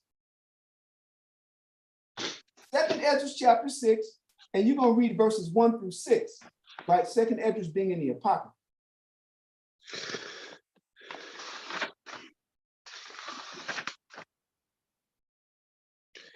He said verse 1. Yes, Second Ezra chapter 6. Now this is the Most High, and this is Ezra going back and forth with the Most High, questioning. And then I believe in this chapter, the Most High is answering him from questions previously asked in the chapter beforehand. Go ahead, Ad. Second Ezra chapter 6 and verse 1. And remember, he's speaking to Ezra through the angel Uriel. Go ahead. And he said unto me, in the beginning, when the earth was made, before the borders of the world stood, or ever the winds blew. So listen to this. This is important because supposedly shortly afterward, the revolt would take place. You got to remember that. That's why we went here. In the beginning. Now, what beginning? It ain't talking about the Genesis beginning. It's talking about the beginning before that. That's why, how do we know? He said before the what? Before the earth was made. Or in the beginning, when the earth was made, before the borders of the world stood. So that means he ain't even what? Gave it a shape yet. What had already been decided? This chapter is going to let you know at this moment, before the actual creation is performed, what had already been decided? What things, what components of his creation were already ready to go? Go ahead, Ike. Verse 2. Before it thundered and lightened, or ever the foundations of paradise were laid. Paradise being where the Most High would put Adam. Go ahead. Verse 3. Before the fair flowers were seen, or ever the movable powers were established. Before the innumerable multitude of angels were gathered together. So right off the bat, why are we going here? So that you can see, this is the Most High. He's telling us everything that is going to be a part of his creation is in the blueprint stage. Because the angels were created before us. Go ahead. Verse 4. Or ever the heights of the air were lifted up, before the measures of the firmament were named. Now, when it said the measures of the firmament, you guys know that the firmament is our atmosphere. But when you read Genesis chapter 1, it tells you the Lord gave the firmament a name, and he called it heaven. And when you read Chronicles, it tells you that the heavens, the firmament has many levels. It says the firmament, it says the heaven, and the heavens of heavens cannot contain the Most High. And when you go and you look up in English, all you gotta do is look up various levels of the Earth's, of the atmosphere. You'll see this sphere, the troposphere, the ionosphere, the sphere, the mesosphere. Those things are real. Though that is collectively known as the firmament, and the firmament consists of different levels, and each level has its name. That's what this is telling you. Go ahead, read on down. Or ever the chimneys in Sion were hot, and ere the present years were not sought out, and or ever the inventions of them that now sin were turned. Stop. Why are we going here? Because he's making mention of the first sin. All right. He says, I'm gonna read it from verse 4. Or ever the heights of the air were lifted up, before the measures of the firmament were named, or ever the chimneys in Sion were hot, and ere the present years were sought out, or ever the inventions of them that now sin were turned. Go ahead. Before they were sealed that have gathered faith for a treasure. Now, you know what that's talking about. That means that before the Most High created the creation, performed the creation, before he created Christ and had him perform the creation, that's the next verse we're gonna go to. What happened? He already had he knew of the innumerable angels, who would be who? And all of those that would gather faith as a treasure. That means the people that were sealed, the people who the Most High in the end plan on sealing to believe. Faith is our greatest treasure. We were already chosen. And it tells you that in Romans chapter 8, predestinated. It's already done. So when he says the inventions of them that sin, is talking about the things, the creations and the ideas that manifested in all of the simple deeds and simple works. But where did it take place? First, do this. Before you move on, because let's do this. Let's go to Colossians. Why am I going here? Everything that we just read from verses 1 through 5, did you finish reading verse 6 or not? No. Read verse 6. Verse 6. Then did I consider these things, and they all were made through me alone, and through none other. By me also they shall be ended, and by none other. So now when he says by me, this is Uriel speaking to Esdras on behalf of the Most High. Now the Most High is going to tell us who he used to effect all of that. Who he used to actually what? To actually perform the creation. You guys know that's in Colossians chapter 1. Colossians chapter 1, verses 12 through 17. That's just to give this some detail.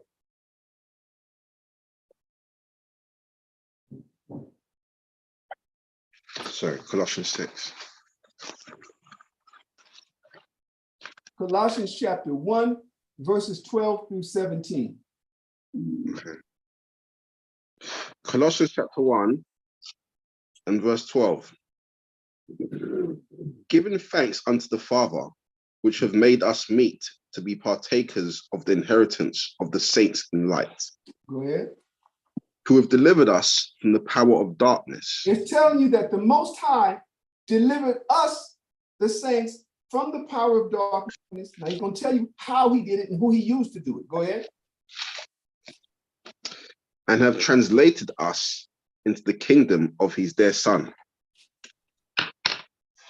in whom we have redemption through his blood. So who's being spoken of now? Christ is being spoken of having what? Given us redemption, meaning what? Being purchased back to the Heavenly Father through his blood. So now the material is focusing on Christ. Go ahead. Verse 14. In whom we have redemption through his blood, even the forgiveness of sins. Continue. Who is the image of the invisible power, the firstborn of every creature.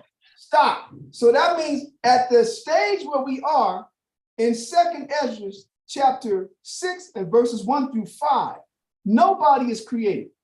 Once we get here, we find out the first entity created is Yahushua, the firstborn of every creature. When they say creature, that means every aspect of the creation. Go ahead, Ak, read on. Verse 16. For by him were all things created. Stop. So right here in Exodus, it says by me and by me alone. Why? Because he created Christ. And this is why Christ is referred to as the Most High's only begotten Son. And we are referred to as the Most High's Son.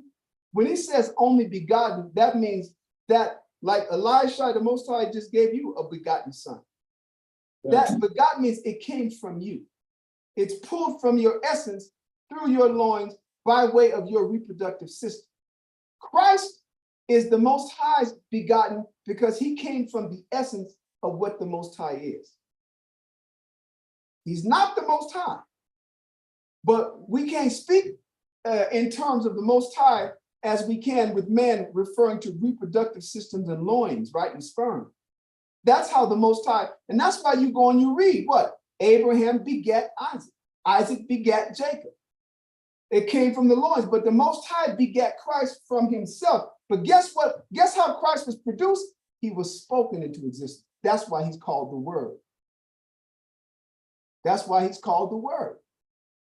The Most High, whatever words he used, be here, son, get to work. Whatever it was he did and said,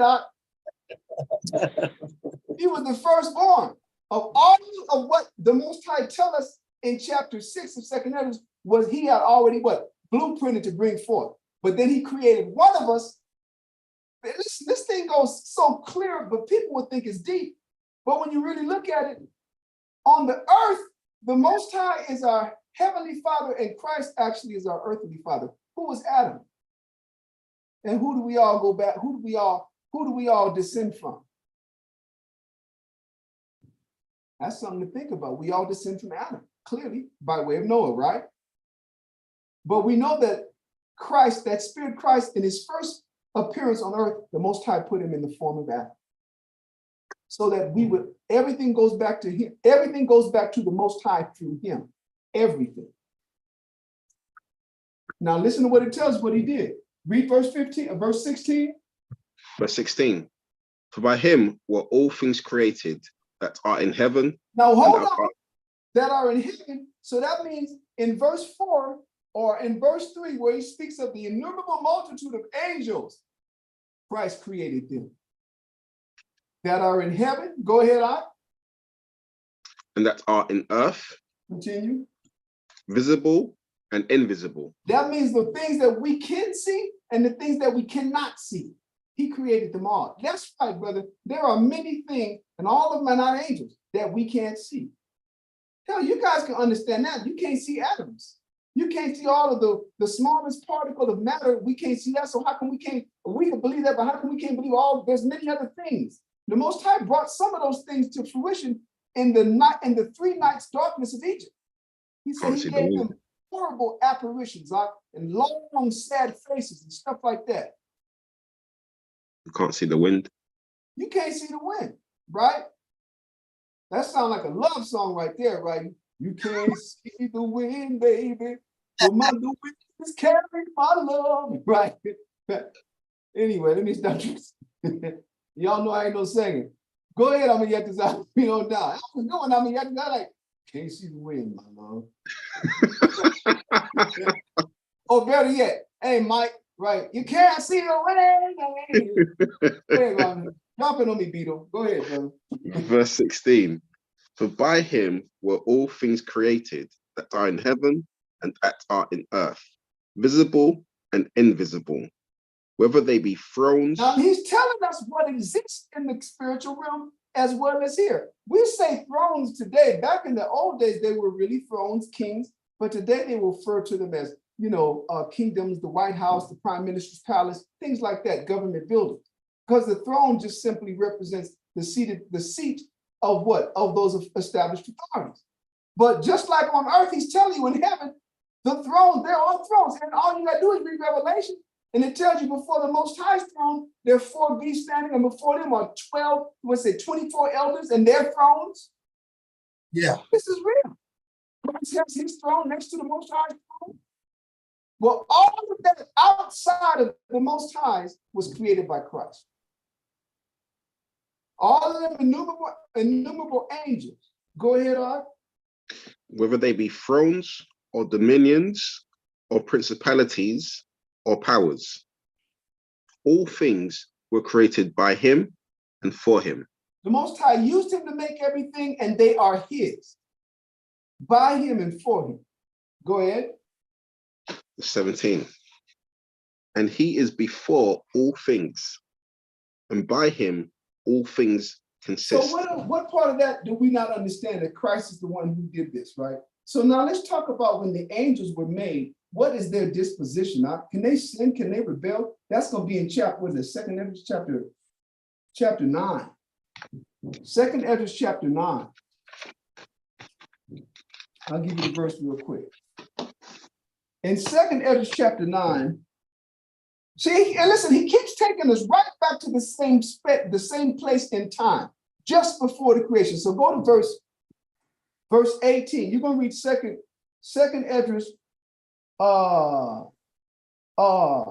chapter 9, verses 18 through 20. And he's going to show you what was the disposition of the angels and who it was that really started sinning.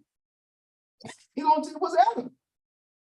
Second Ezra chapter 9 and verses 18 through 20. Second Ezra chapter 9 and verse 18.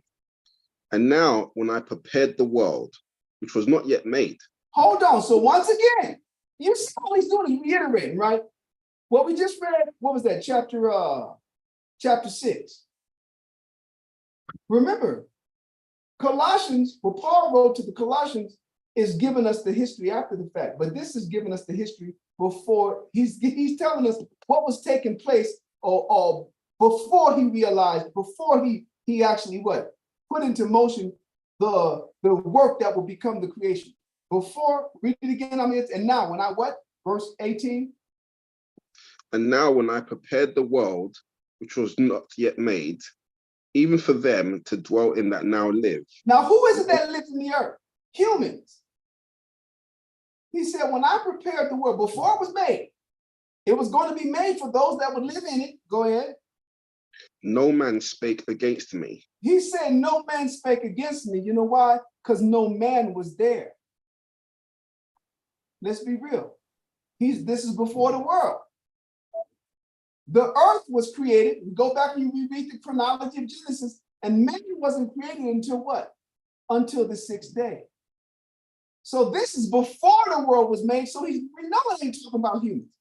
So when he said, no man spake against me, you're going to see what he's talking about. He's like, there was no angels that rebelled, and I'm going to prove it. Read the next verse. Verse 19. For then everyone obeyed. Pause. Hmm. Who is the everyone that he's speaking of, Elisha? The angels.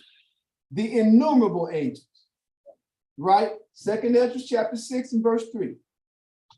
They obeyed. This is before the world was created. Man is not there. So at this time, before I put this thing in the world, no man spake against me. And in verse 19, for then everyone obeyed. The everyone is talking about all of them angelic forces. Go ahead. Verse 19. For then everyone obeyed.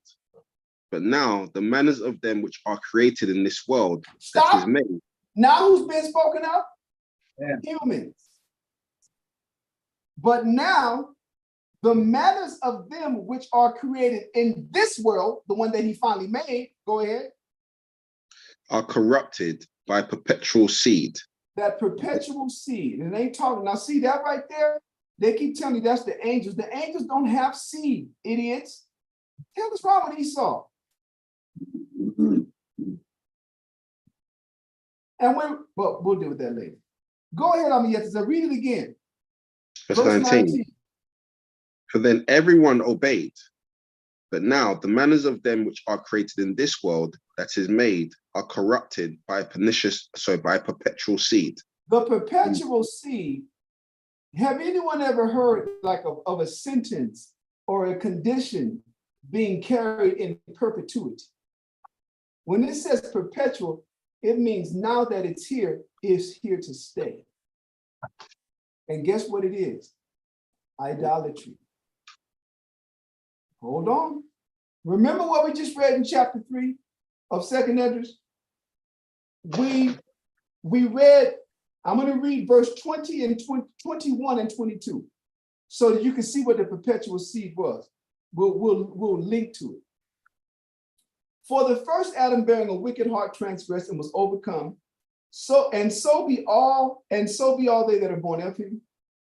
Thus infirmity was made permanent, and the law also in the heart of the people with the malignity of the root. Now you know what all that is saying? An infirmity is a sickness.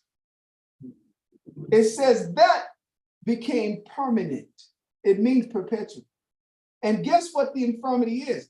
The infirmity is mentioned in the previous verse. It is a wicked mind. Our disposition, y'all be real with yourself. All you gotta do is be real with yourself when you understand it. Before you was in this knowledge, and since you got in it, the fight has been to stop thinking like you used to think, to stop chasing bitches, right? Just all the evil stuff we used to do. Out there being niggas, being light-skinned niggas. Y'all, you know what I'm talking about, right? When I say light-skinned niggas, we got jokes about all of us. Y'all know that. You got them dark black people that can run fast, and they get all the women through those God-given gift talents. But the light-skinned ones got them other things. Them niggas be out charming nature and talking with the animals and wooing the women in their ways. When I met you, what was it always about? It was always about feeding the flesh. It's being clean. Let's be real. Teenagers, high school, getting into college was about sex. We're a bunch of Negro, Greeks, and Romans, and y'all know that. And then, now that's my generation. You know, this new generation, y'all seem to like drugs more than sex, but y'all don't get it. You ain't gonna throw a stone 6 inches and not hit somebody that wasn't high before they came to the school lot. That's how it is, right? I come from not me personally, I'm talking about the generation, right? Our deal was, did you get VD, some form of VD? Y'all brothers come from a generation where, you know, you're just blessed to have a couple of brain cells still functioning. But guess what that is? That's sorcery. Those are the tools of sorcery. Did y'all know that? No. All right. So this is how we live. And only this has worked for those of us sitting here. Others of us that are not sitting here, that were once here, what do? I say we, as speaking collectively, is we refuse to do what was necessary so that what? So that we could be healed. That's the reality of it, huh? Some of us we got all type of issues, man. But those issues revolve around us being sick. And our sickness, our infirmity is that we're wicked from the core. Those are hard words to swallow, but that's what we are. And this knowledge, we're so wicked that we make ourselves think we feel better about being righteous until we didn't do what that one did.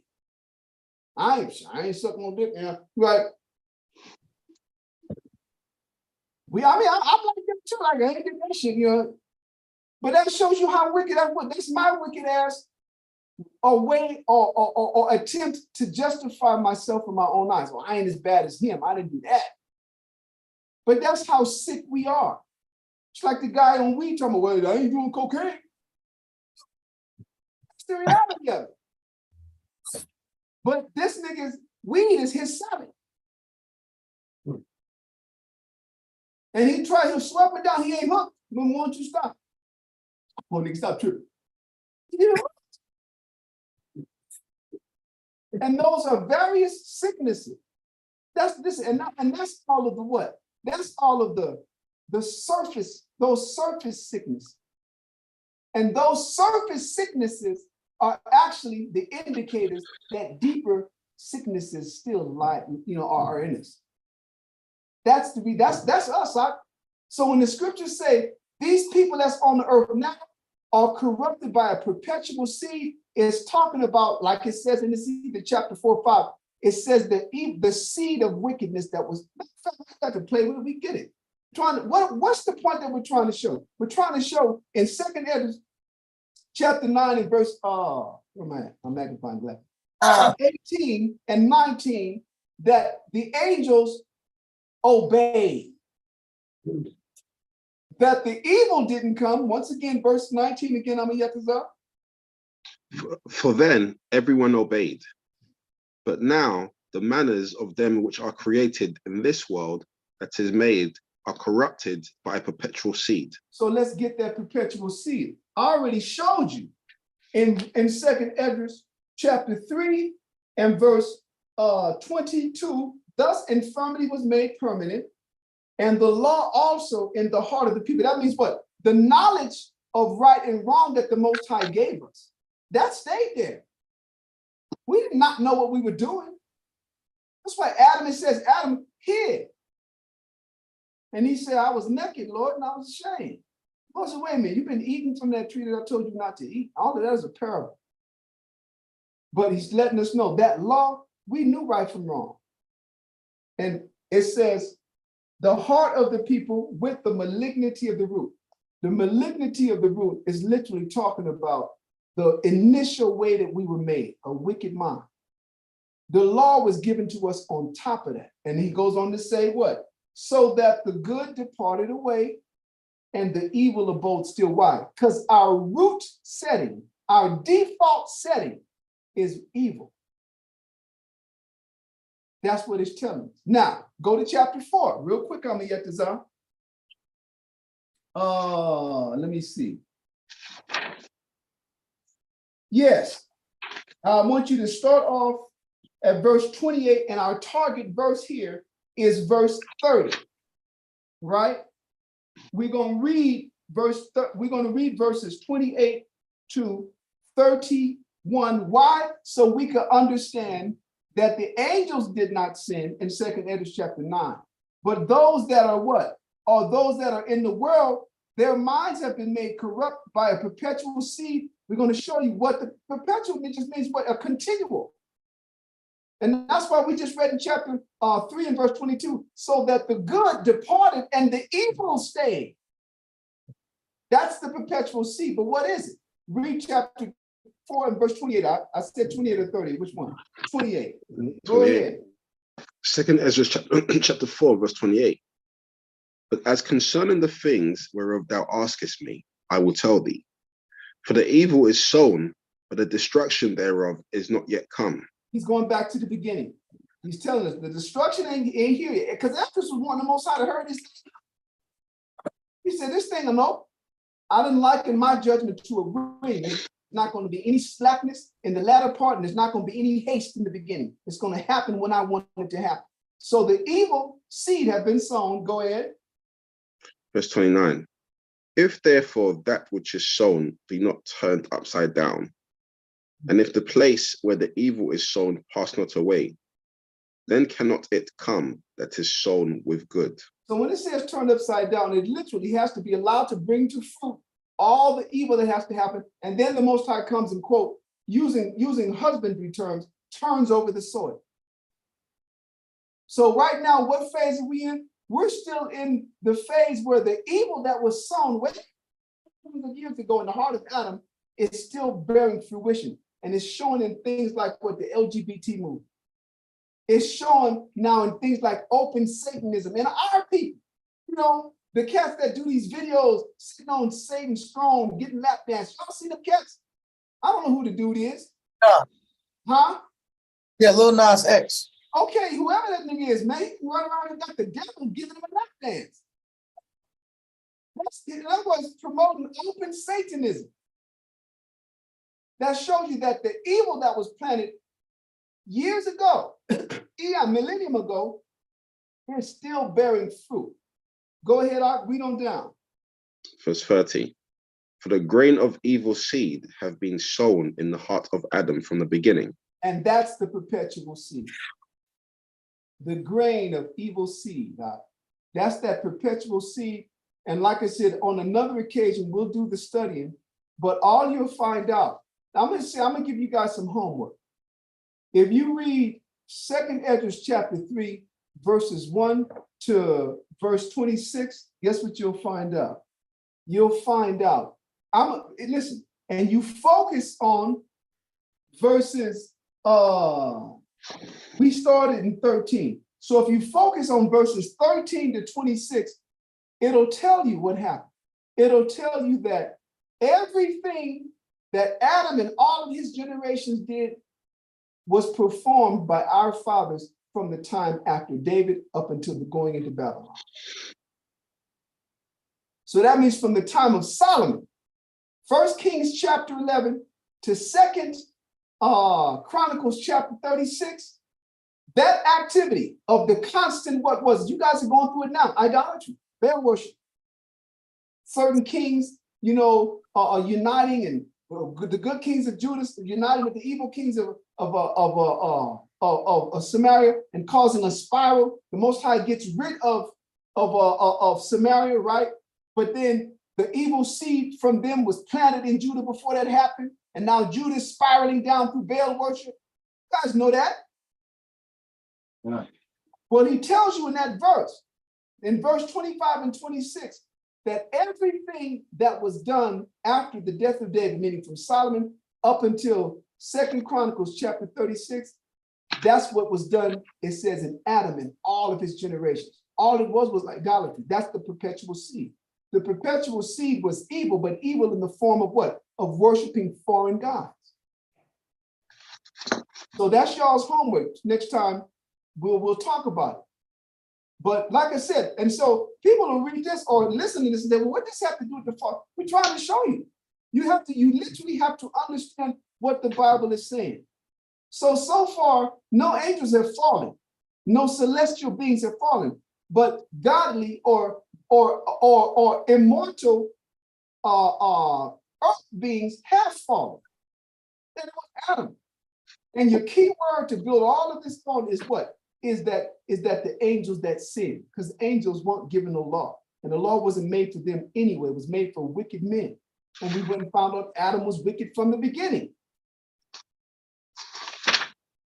All right, Amayetazar, read on. I had you reading what? Read that verse again, verse 30 and 31. Second Ezra chapter 4, verse 30. For the grain of evil seed have been sown in the heart of Adam from the beginning, and how much ungodliness have it brought up unto this time. So he's saying, listen, Ezra, from Adam to now, look how evil it's been. Look at this, look at the ideas and the evil that your people produce. This is Uriel talking to Ezra. Come from Adam up until now. And remember, that was the reason for which we were exported to exile to Babylon. It was idolatry. We would not turn from Satan. We would not turn from Baal worship. Go ahead, read on Amayetazar. And how much shall it yet bring forth unto the time of threshing come? He said, and so it's still not done producing evil. That seed that was sown in Adam, look at what it's done up until now, and how much more until the time of threshing, meaning until the time of what? Until the time of destruction. Remember, Christ said the angels are the reapers. To thresh means to come in and beat and separate the wheat from the chaff. Go ahead, I read on down, final verse. Verse 31. Ponder now by thyself how great fruit of wickedness the grain of evil seed have brought forth. And that's what's being spoken of in what? In 2nd Ezra chapter 9 and verse 18 through 20. All of this is just helping you to see that the angels have not transgressed the Most High's word. Not at all. Read on down on the you're going back to chapter. After this, we're going to read one more about the angels, and then we'll be done for the evening. Chapter 9 and verse 18 again. Start all over there. 2nd Ezra chapter 9 and verse 18. And now when I prepared the world, which was not yet made, even for them to dwell in that now live, no man spake against me. Now why? Because no man was there. That's why all you guys got to ask yourself, why did no man speak against the Most High? Because nobody was there with him in the preparation stages of the creation. Go ahead. Verse 19. For then everyone obeyed. So who was there to obey or disobey? Only the angels. But he tells you they didn't. For then everyone obeyed. That means Lucifer, if he was there. He's all make me mad with that. Right? All of these entities that were created to surround the throne of the Most High, to stand before him, they all obeyed. Now he's going to tell us in this verse when the disobedience started. Go ahead. Verse 19. For then everyone obeyed. But now the manners of them which are created in this world that is made are corrupted by perpetual seed. And now we know what the seed is. The seed is the evil that was sown in the heart of Adam. How did Eve prevail upon Adam? In the way that the serpent prevailed upon Eve, what was Eve instrumental in getting Adam to do? And that's why I gave you that reading. 2nd Ezra chapter 13, 2nd Ezra chapter 3, verses 13 to 26. And the hook is going to be in verses 20 what? The hook, the answer, right, is going to be from verses 23 to 26. And that's what you'll find out, that it was idolatry. And it doesn't say idolatry. Matter of fact, it's so little, we can go and read that now. Elisha, I want you to read this one for me. I want you to go to 2nd Ezra, read it out loud, chapter 3. And I want you to just start off and read verses 23 to 26, verse for verse. Go ahead. 2nd Ezra 3 and verse 23. So the times passed away, and the years were brought to an end. Then didst thou raise up a servant called David. So this is during the time of what? This is just after Saul, right? Before Solomon, after Saul. What was David instrumental in? Go ahead. Whom thou commandest to build a city unto thy name, and to offer incense and oblations unto thee therein. Go ahead. When this was done, many years, then they that inhabited the city forsook thee. Stop right there, because I want you just reading over. After David died, let me show y'all the parallelism. After David died, we're going to spend a couple of more minutes here because this is important that this all happened now. We're going to show you when it says everything that Adam and his generations did. Read on down. Listen to this. It says, when this was done many years, then they that inhabited the city forsook thee. So I'm asking the question, upon David's death, who took the reign? Solomon. All right. We're going to read that after you finish this verse. Go ahead. Verse 25 or 26? 25 and then 26. Verse 25. When this was done many years, then they that inhabited the city forsook thee, and in all things, and even as Adam and all his generations had done. Pause. So you know what that's telling you? That's telling you. It doesn't say idolatry. It doesn't say they ate snow cones. It doesn't say nothing. It candy cane.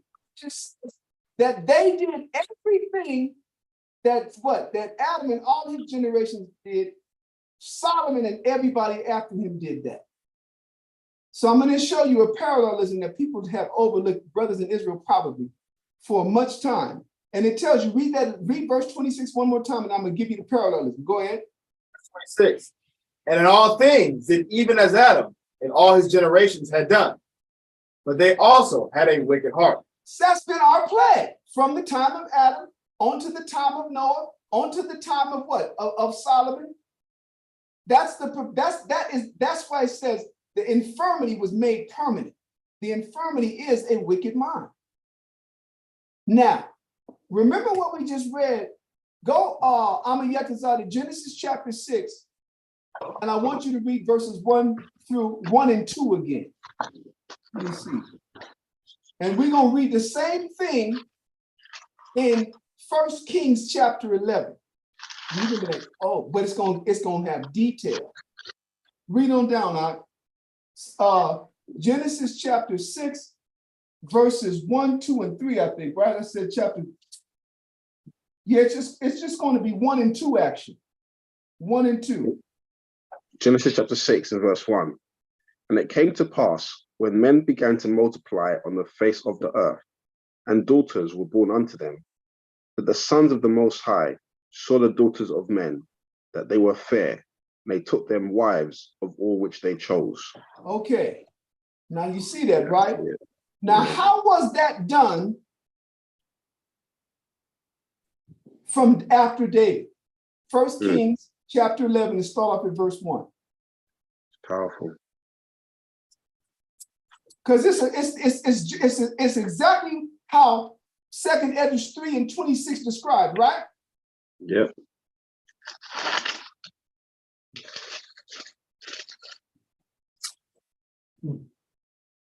What'd you say? It's 1 Kings 11 and 1. 1 Kings chapter 11 and verse 1. But King Solomon loved many strange women. Now stop. Who was King Solomon? Who did the Most High have Nathan tell him he would be? Did not David say, I want to build a city for you, a house for your name, Lord? The Lord said, listen, man, since I've been with the children of Israel, brought you out of Egypt, who did I ever ask to build me a house? But you know what? I appreciate the gesture, and for that, I'm going to build you a house. And guess what? The son that comes out of your loins, he's going to build me a house, and he will be my son. If he commit iniquity, I would chastise him with the sons of men, with the rod of the sons of men, right? Here he is, the Son of the Most High. Now that's in the singular. But remember, the Most High brought us out of Egypt. And somewhere in chapter 4, I believe it is, of Exodus, when the Most High sent Moses back, what did he have Moses tell Pharaoh? You tell Pharaoh, Israel is my son. Yea, even my firstborn. He's telling us go, Elisha, you go there. Find it for me. I don't know. It's going to be Exodus chapter 4, right? It might be it's 4 and 7. It's the place where the Most High did the miracles for Moses to convince him to go. Just want the you are my son, you want the whole thing. I want a couple of verses before.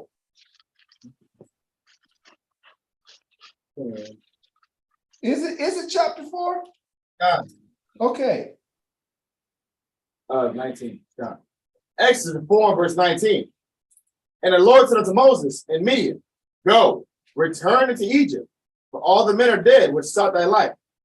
And Moses took his wife and his sons, and set them upon an ass, and he returned to the land of Egypt. And Moses took the rod of the Most High in his hand. And the Lord said unto Moses, When thou goest to return into Egypt, see that thou do all these wonders, all those wonders before Pharaoh, which I have put in that hand. But I will harden his heart. Then he shall not let the people go.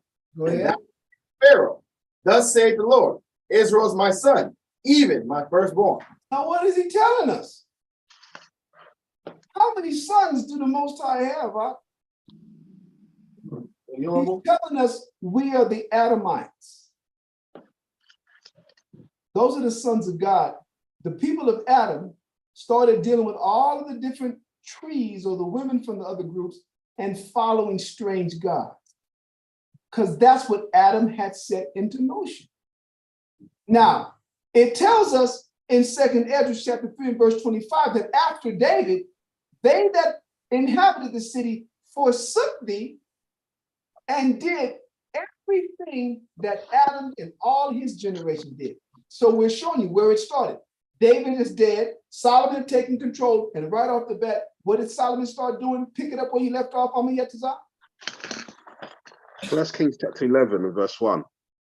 But King Solomon loved many strange women, together with the daughter of Pharaoh, women of the Moabites, Ammonites, Edomites, Zidonians, and Hittites, of the nations concerning which the Lord said unto the children of Israel, You shall not go into them, neither shall they come in unto you. For surely they will turn away your heart after their gods. Solomon clave unto these in love. So what was Solomon's true crime?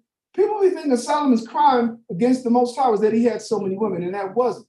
His father, you go to First Chronicles, you ain't got to go there, but you go to First Chronicles chapter 3, David had a whole bunch of women and a whole bunch of sons and concubines and sons by his concubines. And the Lord said David's heart was perfect for him. Most High went against that. When David did commit adultery, the Most High said, he had Nathan go and deal with him, in a form of a parable. And then when Nathan said, thou art that man that did this, the Most High told David, if you wanted more, I would have gave you another woman. People just read the Bible. And he already had like 10 wives, 30 sons, and it doesn't even tell you how many concubines and how many sons. It's just in verse 9 it says, and he had sons with his concubines. And then Most High, like I said, he said that David was a man after my own heart. Why? Because David's heart, his mind was pure toward the Most High. He didn't go into idolatry, y'all. David's fall was the fall of what Samson. Big asses. What the brother said, never trust a big brother's spine. You said, that's not to excuse him. But in doing that, David's heart never departed. David's mind, the Most High, David's mind was always on the Most High. Read on down on me, Yetazah. Let's see what Solomon did. Because when you read the Josephus, it tells you they broke it. He was doing all of this idolatry as tokens to prove his love to them. This shit that they talking about, do you love me or are you in love with me? What the hell does that mean? Do you love me or are you? The Most High only spoke of love. So I'll love you, but are you in love with me is a common way of saying, do you worship me? That's what that is. In love. Phil is in love. Love is the commandments. Now shut up. Make my food. Let me stop. But you know what I'm saying, right? So, I think I'm talking with that. But when a spirit comes and it's coming through a person, you're supposed to shoot it down because it's trying to bring you into subjection under another spirit than what the Most High want you to be in. It's about order, right? He's about purpose.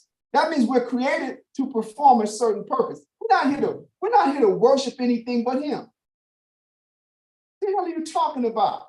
And then if you really want to get the power, you gotta tell me, your ass was here to serve me. He didn't make her for him, and he didn't. chapter 2, when the idea occurred to the Most High to give a woman, what did he say? It's not good that he should be alone. Not the other way around. I will make him a help meet, meaning sufficient or adequate or appropriate for him, because he's my servant. That's why the X hit the fan when he sinned. Because why? Eve did it. He was supposed to check her. You read the details in Josephus, the Most High chastised him. It says, because you demonstrated your weakness to your woman. So this is what Solomon was doing. Weakness to his women. If he had these women and treated them like the Most High intended them to be treated, and that's me. I don't know. I guess maybe, I don't know. I don't know how much teaching we got to do. But you got all the laws of war when you get a concubine. Most I said, if you out there getting a war and you didn't see among the captives, it says a woman that's beautiful that you fall in love with. Because you know what? Because that's what men be, that's what we do. We fall in love at what we see. I love what I see. I don't know what this is character is like. I could give them about her personality with an ass like that, right? That's how we that's the reality of it. Who cares about her personality? You don't for talking to him, no conversation. Oh, I like you. No, just turn around. And that's what the most, why am I talking like this? Because people be thinking the Most High dealing with religion. And he said, if thou seest among the captives a woman and thou lovest her, then he sets the parameters of operation. He says you got to pare her nails, she got to shave her head, she got to be allowed to mourn her family like a week or two, can't remember exactly. He said, then thou could go unto her and she will be thy wife. He ain't talking about your wife as in the Israelite woman. The word wife and woman are the same in Hebrew, ayashim, y'all know that.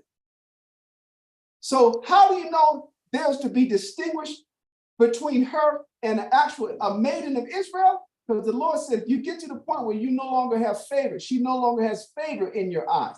That means what? She done been your concubine. You done did it in every room that you possibly can. You done did it on the washing machine. You done did it in every position you can. You done went through the whole zodiac sign. See, I'm talking against y'all's age bracket again. Back in the 70s, they had this big ass carpet that had the zodiac signs, and all the zodiac signs were different.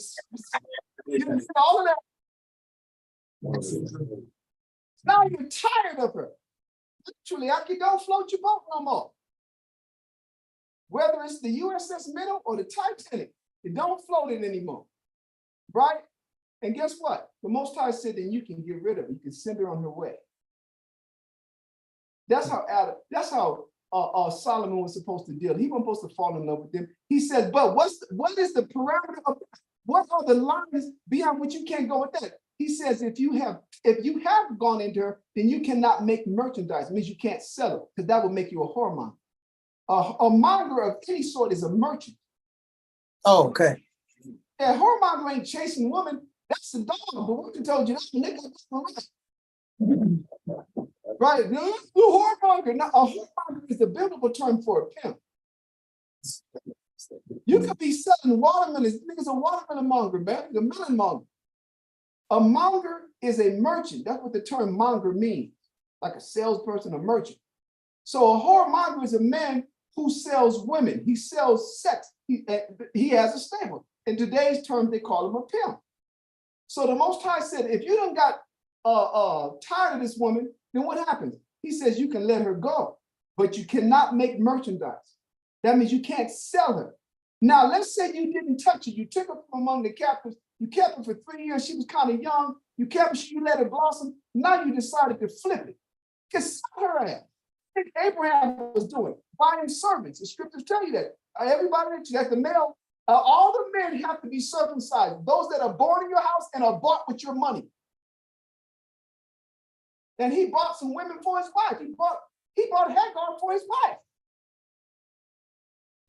I know this sound like, what the hell is Cow Cop talking about? But you know what? That's what we're showing. Adam did that.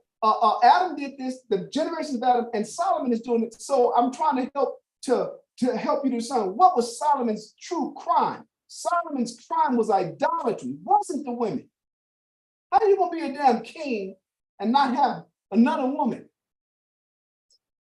What is that? What's the purpose of David King then? Shit, I'm just asking the question, huh? Right? Running around here. What do people be thinking about the president of the United States? You was with Monica Lewinsky here. The Bible is power, because all they can say was, listen, I was sworn on the Bible.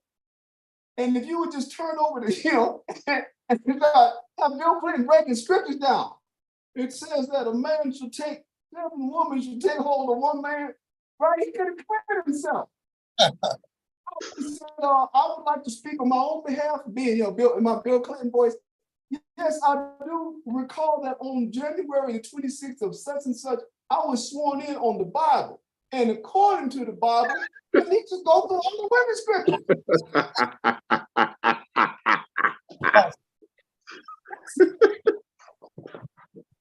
Bring the Most High closer to America than what they're doing there now. Running around here pushing men as women. Got the health secretary is a damn man that thinks he's a woman. Yeah, that's crazy, bro. People in the military strutting down the street with high heel, red pumps on. So if you're going to identify the wrong, that's what we're here to do. We're here to become wise. And we become wise by seeing and viewing things from the perspective of the Most High and not from emotions handed down to us, number one, by our enemies, and number two, by our enemies who are feminine. We're going to see it from the view of the Most High, so we can, that's why the scriptures say, strong meat belongeth to him whose senses are exercised, so that he can discern good and evil. So what did Solomon do? Solomon, read on down on me yet, and we're gonna close this out. I know you're like, damn, Kyle, I'm glad it's once a month. Well, you got me next week too. Go ahead, brother. Read on. Verse 3. And he had 700 wives, princesses, and 300 concubines. Now, I will admit that Solomon was pushing the envelope. All right. I will admit that 700 wives and 300 concubines, that's a lot. But I mean, listen, it's good to be the king.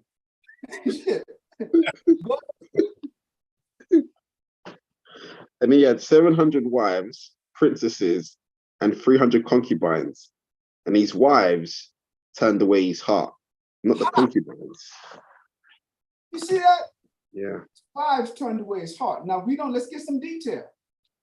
For it came to pass. Because now he's telling you what his true error was. He's telling you what was it that brought the wrath of the Most High down on Israel. Go ahead. For it came to pass when Solomon was old that his wives turned away his heart after other gods, and his heart was not perfect with the Lord his power, as was the heart of David his father. Go ahead. Verse 5. For Solomon went after Ashtoreth, the goddess. He's telling you what the crime was. Ashtoreth, the goddess of fertility. Today they call her Easter. They got little kids hunting for eggs. They don't find all of them. The only reason you know they don't find all of them because they be rotten 2 weeks later. Backyard be stinking like somebody buried a body in it, but didn't go deep, didn't dig the hole deep enough. Y'all remember the Easter egg hunt parties when I was little in foster homes? Rotten ass eggs behind the couches. That's when they started really realizing we gotta have these Easter egg hunts outside. And you never could find her, and it never occurred to no grown-ups to write down a list of where they put all the eggs. Because they assumed all of us little happy kids, but what? We'll find them all. We found like maybe 2/3 of them, and then you got rotten eggs 6 weeks later. That's the entity that Solomon started worshiping, the goddess of fertility. All right? Ishtar, Ashtaroth, Easter. Go ahead. For Solomon went after Ashtoreth, the goddess of the Zidonians, and after Milcom, the abomination of the Ammonites. Man. And Solomon did evil in the sight of the Lord, and went not fully after the Lord, as did David his father.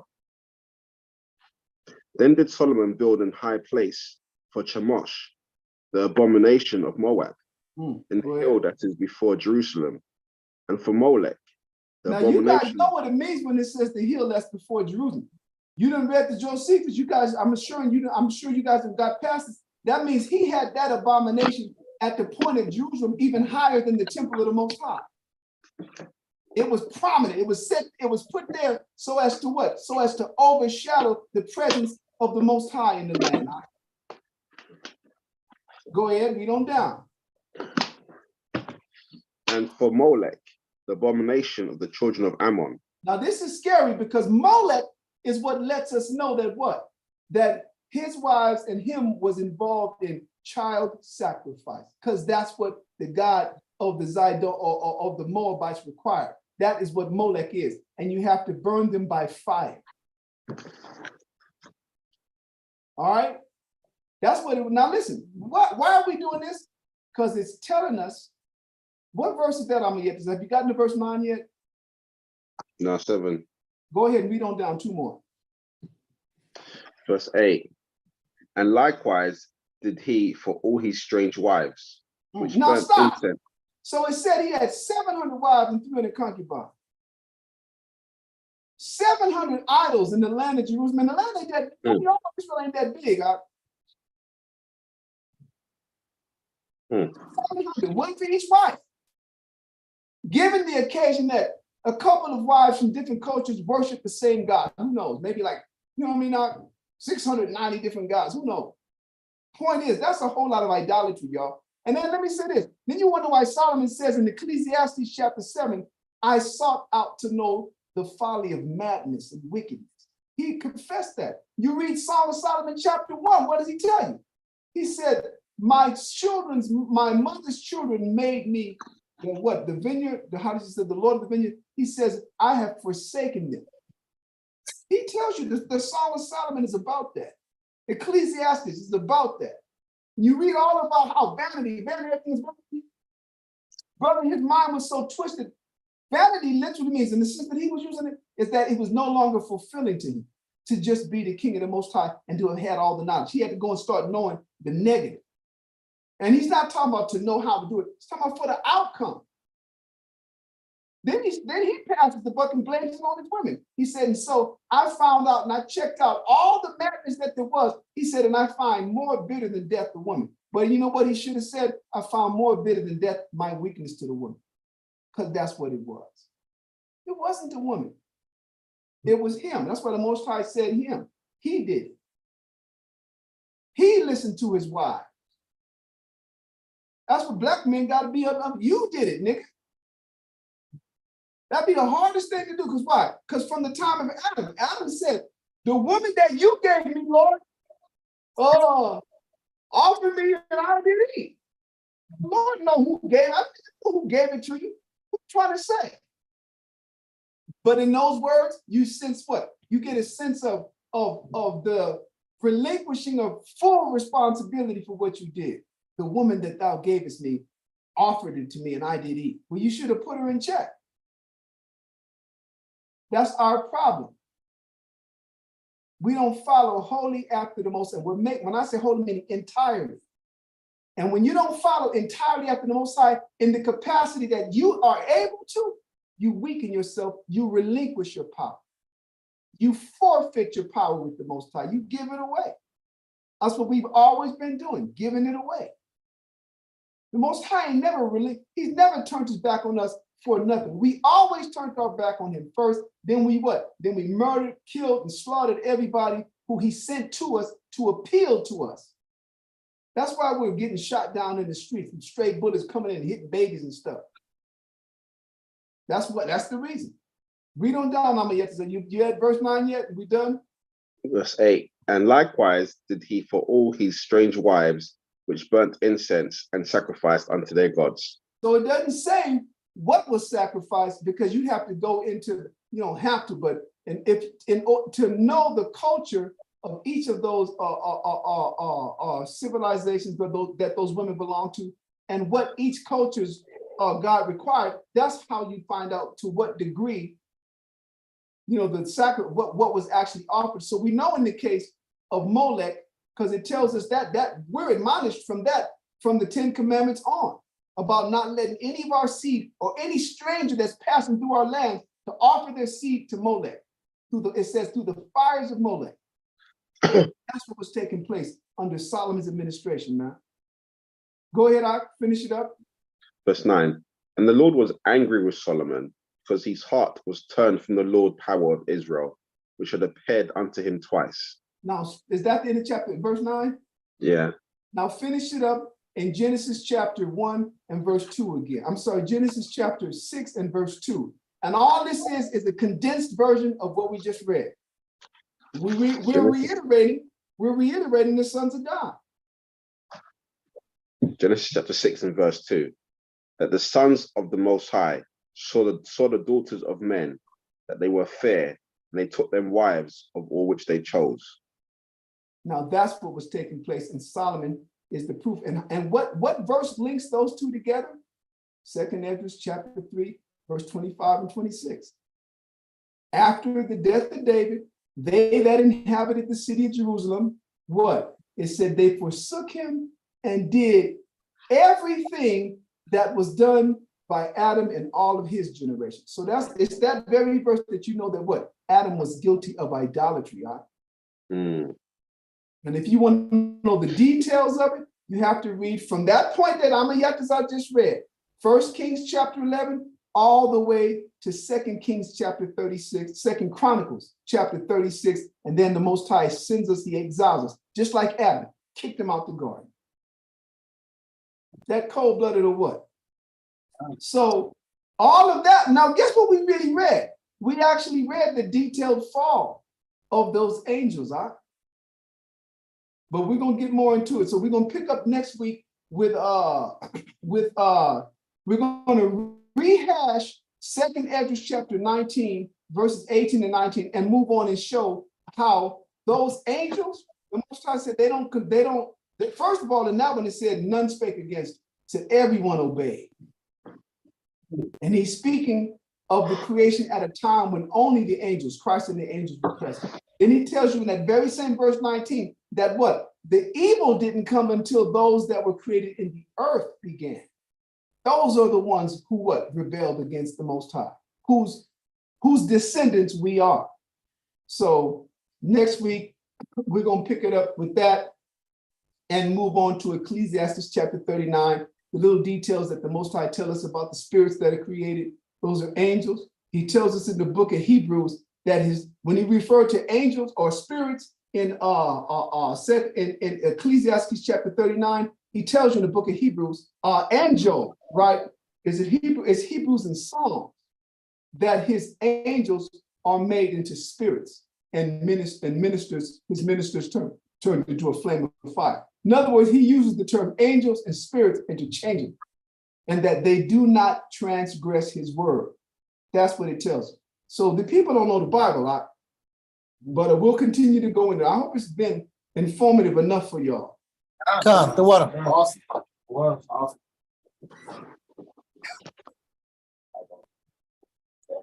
Y'all have a good Sabbath tomorrow, brother.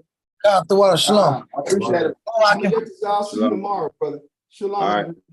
Shalom. Go on, Coco. I am the bar, brother. Shalom.